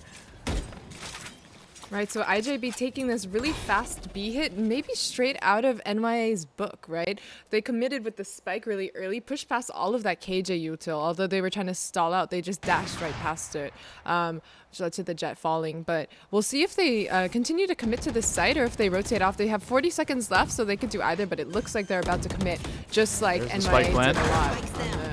All right, another trade back. Still 3 versus 3. Very even round. Bay Popper gets MJ with his op. That's the op. That's the defensive op that we were looking for. And the spike isn't even planted. They got 25 seconds left, and they have to clear out the site. I mean, planting with 2 people, especially in a man disadvantage, is so risky. I mean, Skyzo able to pick off Koister, and now it's just Bay Popper and ult, and hopefully he's going to be able to pick off that last. 10 seconds It would be left. kind of unfortunate to lose the op here. Oh, there it is. There you are. My ult's Crispy ready. flick from the op. I think that op was really intimidating for both Goblin and Sky pushing that back yellow, right? So they were trying to push the snowman, but the op kind of intimidated them from going full aggro. I think if they actually went full aggro and realized it was just the Viper holding that angle, they could have taken the Viper pretty easily because the op was actually watching the flank side. So Yeah, I mean, this is the reason why I say the op is so incredibly important on that defensive side. You can play so many mind games with it. It's what do they call it? It's like such a great deterrent for attackers. And I mean, here comes again. Bay Popper was almost got spotted there. Flick is not connecting. He's just gonna fall back. And they're gonna hand the site over. It looks like that lockdown's gonna come down, so they should be handing that site over. It's gonna be a retake situation. Spike should go down. yeah, and they're trying to use the shocks to break that, but they really don't have anything to break the lockdown, so they've had to fall back onto that back B. They're actually pushing aggro. Koister going for a little bit of a greedy peek, but it ends up paying off for him, and Gio gets a second pick while he's at it. Now it's really difficult for KD Squad. I mean, a 3v5 retake. Oh yeah, the drop isn't good. Koister gets Darius. And now we're left with just 2 members left on Kitty Squad. Jamie's gets one back. A second. Now it's just a 2v3. It's a little bit closer now. It's definitely doable. But Jamie's is taken down. MJ gets the other. And there it is, tied right back up 9-9. Yeah, I wonder if they realized that if the Reyna pushed out into the spawn, they could have gotten this over. He was in ult form, but he really took that. Koister took the recall and then went back into site, which was actually the smarter move, right? The dismiss. I mean, it was already a greedy play, so I certainly agree with the analysis of the dismiss. Could have been more. No, it I could have completely been more. agree. That is certainly what. Yeah, that's also how you lose the round. Made the right call there. Agreed. Yeah. Agreed. Okay, so a little bit of more variety coming out from IGB's pushes. We're seeing an A stack. This is one of the few A stacks that we have seen this map. Bay Popper spots a dash coming out. Gonna call for the shock darts coming from Various. A little bit of information being gathered by FP. They feel like it's safe enough to proceed. Bay Popper's... Ooh, the op shot doesn't connect, and he's going to get sprayed down. Just a couple of shots connect, though. He's still at a pretty healthy HP level. Unfortunately, he's pushed back to a significantly less advantageous angle, so now that op is going to be a little bit less valuable coming in on that retake. Another 3v5 situation for them. It's just... I mean, these A pushes, they're just not going too well for Kitty Squad. Yeah, and it really makes me wonder. It looks like they're actually falling back and leaving this this to the other site. I think it's because this loss does a lot of damage to their economy. I mean, this is, I believe, their second loss in a row now, so they're running off of reserve funds. So at this point, it probably makes more sense for them to save and try to, bring it back next time when they still have money for full guns. Yeah, especially with that op online. I really wonder if it was their strat all along to get Bay Popper that op on defense as soon as possible. And the op on retake really isn't viable here unless you pop the Blade Storm. Oh, the round ends right in time. Saved by the bell. So they get to keep the 3 rifles on the side of Kitty Squad, and they should be able to have enough funds for that full gun round once again. 10-9 for the side of IJB. If you are in Kitty Squad's shoes, you are certainly sweating a little bit right now. I mean, this is your last chance to at least take something in this series. Right, and Atlas taking that rifle into this run was absolutely essential for their economy. You saw some of them were on 0 creds in this buy, and light shields, so already with a little bit of a disadvantage there. All right, with that, it looks like they're going to try to push out. This operator is going to be covering a lot of those angles. He's going to get spotted out. Op shot's going to just go out, and he's going to dash away. He's perfectly safe at the moment. We'll see how long that ends up lasting for. It looks like a little bit of a rotate coming out from IGB, and it looks like Bay Popper knows what's going on here. Gio is just going to continue looking on that side. Hopefully we'll get 1 kill. Nope, he's going to get taken down by Various. So now they kind of know what's going on, but we'll see if Kitty Squad decides to pull for the rotate. And it looks like the spike's actually moving towards back yellow with the KJ lurking up through mid. I wonder... Right, ooh, a lot of damage coming out from that Nanoswarm. Koister spots a couple. I'm not sure if he knows there's two, but FP is able to get a pick back. So now it's 4 versus 4 once again. Koister still trying to fight against that Viper. The Molly does hella damage, but Koister still able to shoot through that and get the dismiss out in time before he loses his life. Now a 2v4 retake for the side of Kitty Squad. Bay Popper, though, Bladestorm is out. He's going to go for that defuse. Oh, he's going to fake it. You know, with this cloud burst lasting 2 There it seconds is. now, it's not much cover for a diffuse, so he's going to have to kill everybody first before having a solid attempt at this. Looks like he's going to try to go for the half before pulling out his Bladestorm once again. There's the kill. That's the Bay Popper that we know for a 3K for the round. Nasty Super clutch. impressive, Yeah. I really like how he popped the Bladestorm knowing that he had to support his teammate instead of holding it for later and reserving or taking those op angles. At close range, that Bladestorm is absolutely crucial, and the movement he can get off of that is also. I wish I was good at Bladestorm. I think it's one of the ultimate. It's definitely a very different skill to have, right? Because there's no movement and accuracy, there's no recoil. You just have to make sure your crosshair is on their head. It's like Rainbow Six Siege, but without the recoil. So it's definitely a very different experience, and I think without a lot of hours in it, it's just it's too disorienting. I can't do it. I'm glad we're on the same page there. Yeah, a little bit more of a split play from IGB. Looks like they're grouping up towards sort of like the A side of mid as well as A main itself. Just information right now. Drone's going to come out. A couple of location reveals. But again, very, very even round so far. Koister, though, able to get that opening pick. Bay Popper trades him back with the op. That's what that defensive op is for. Yeah, both Reynas got really aggressive there and got traded out fairly early. Bay Popper gets another kill with that op. But, oh, a third! Was that through the Viper ult, or was that somebody was peeking, right? Somebody probably peeked out of that. Yeah, MJ, though, picking up 2 back. Bringing the man count back to even. This is, despite those early op kills, it's still not looking too good for Kitty Squad. I mean, this is certainly not a situation you want to be in, but Skyzo able to get another while Bay Popper runs forward with that shorty. He knows where GG is, and I think it should be... Oh, the spike was never planted. I for some reason I swore the spike got planted, but... 30 seconds left. Not a good situation to be in if you're on IJB. I mean, GG has 23 seconds to get that plant down. He's against a Viper and a Jez. Definitely not an easy task. Oh, and I don't think he expected the Skyzo to just be got timing there. Still. Yeah, really unfortunate. Maybe he expected to pull the rotate over, but with 30 seconds left, you gotta expect him to just commit to that A side. He doesn't have time to run all the way to B, right? Yeah, certainly. A little bit of an awkward buy, though, for Kitty Squad. We've got an op, 3 rifles, and a Guardian. But we're also, running a Stinger on the side of IJB. 10-11. If Nya is able to pull out this round, it's looking really good for them. You're at match point. You have to win 1 round out of the next 3. So it's certainly a pretty good spot for them to be in, but still quite dicey, and they're definitely sweating a little bit right now. Viper's Pit coming out from the side of Kitty Squad. They're just going to deny A site and try to funnel the other team towards B, where a lot of their forces are moving. They're just going to keep... And honestly, it seems to be working so far. Yeah. A little bit of back and forth there. Still 4 on 4, but again, remember that they had to leave their Viper on A, so it's actually really a 3v4 for Kitty Squad, and Geo picks down another. Koister gets one while Atlas trades back, so now it's just Viper and Sova left. Skyzo did end up leaving his ult, so now we are a proper 2 on 3, but yeah, wasn't expecting GG to be there, huh?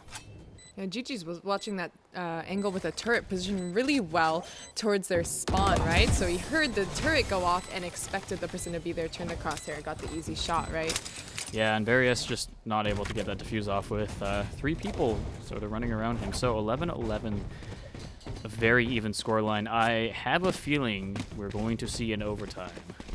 Oh, I'm hoping for one. I'm sure hoping for one. Oh, timeout called by Bay Popper.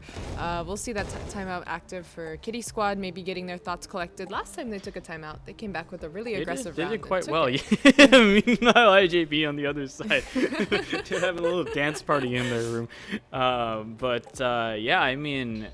again, a couple of UC Davis collegiate players on the side of Kitty Squad, so they're probably used to these kinds of stakes. They're definitely used to high pressure rounds, and I mean, last time they took a timeout, they ended up coming back with overwhelming force. They did quite.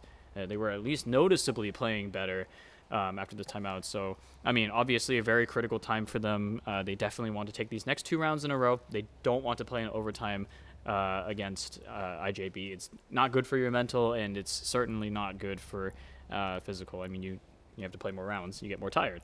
But IJB on the other side, they're just kind of chilling, hoping that nothing too crazy happens from this timeout. But yeah, we'll see what Kitty Squad ends up pulling out on the defensive half, sort of the tail end of the map here. Calling my bot.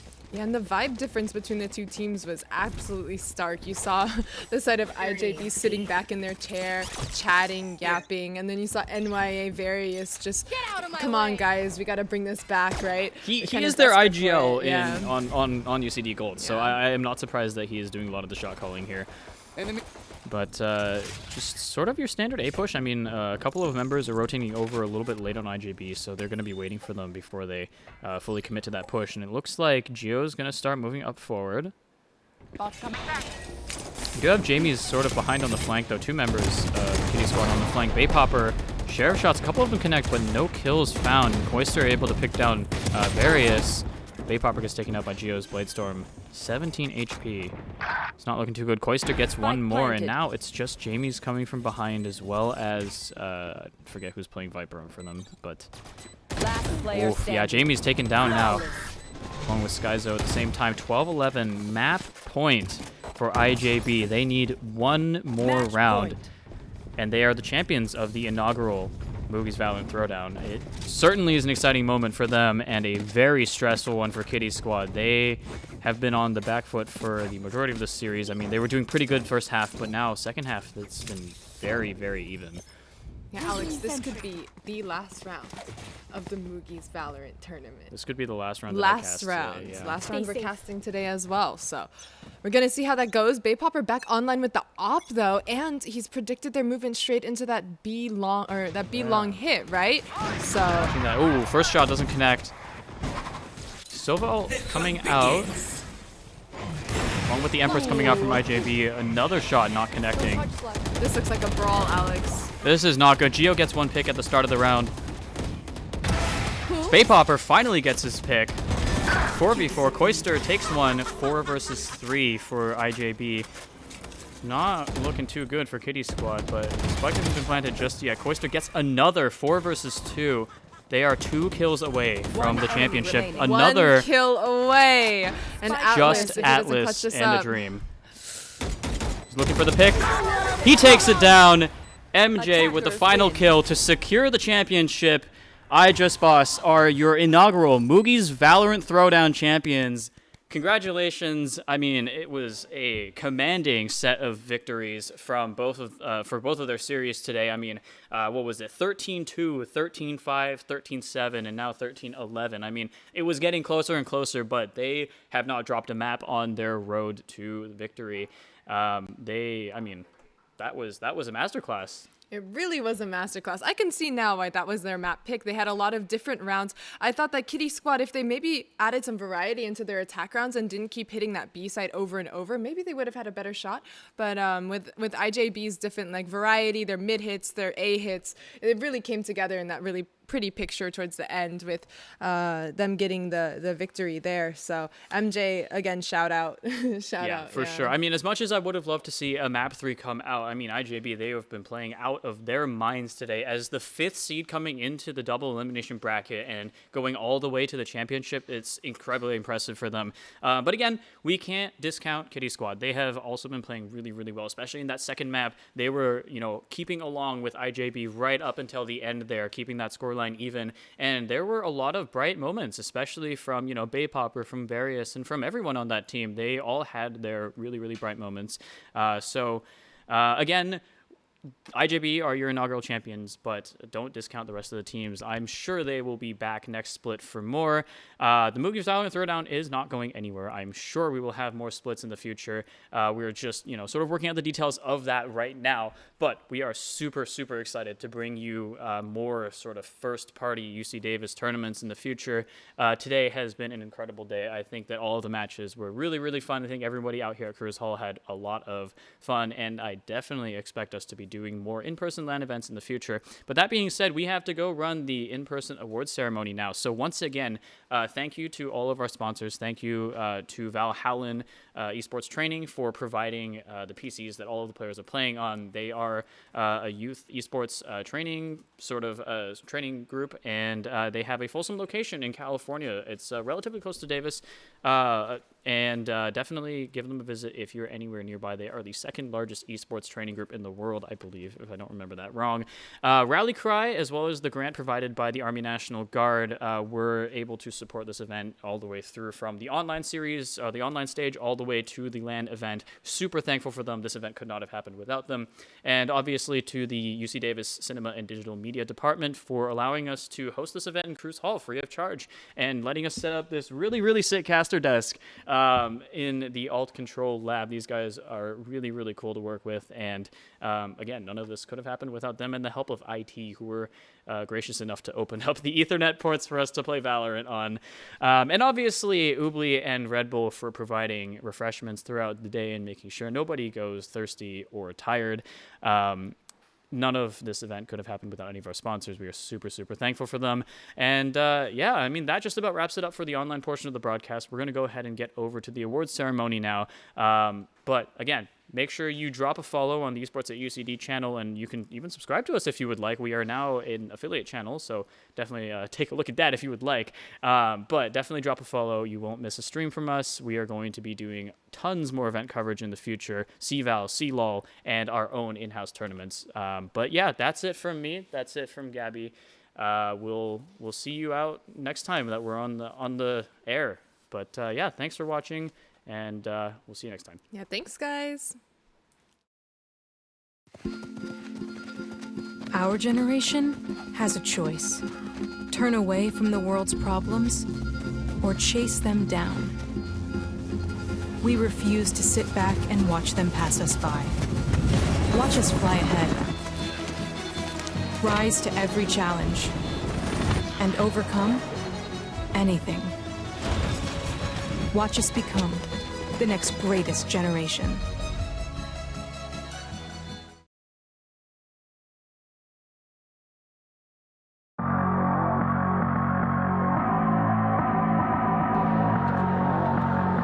Come on, come on.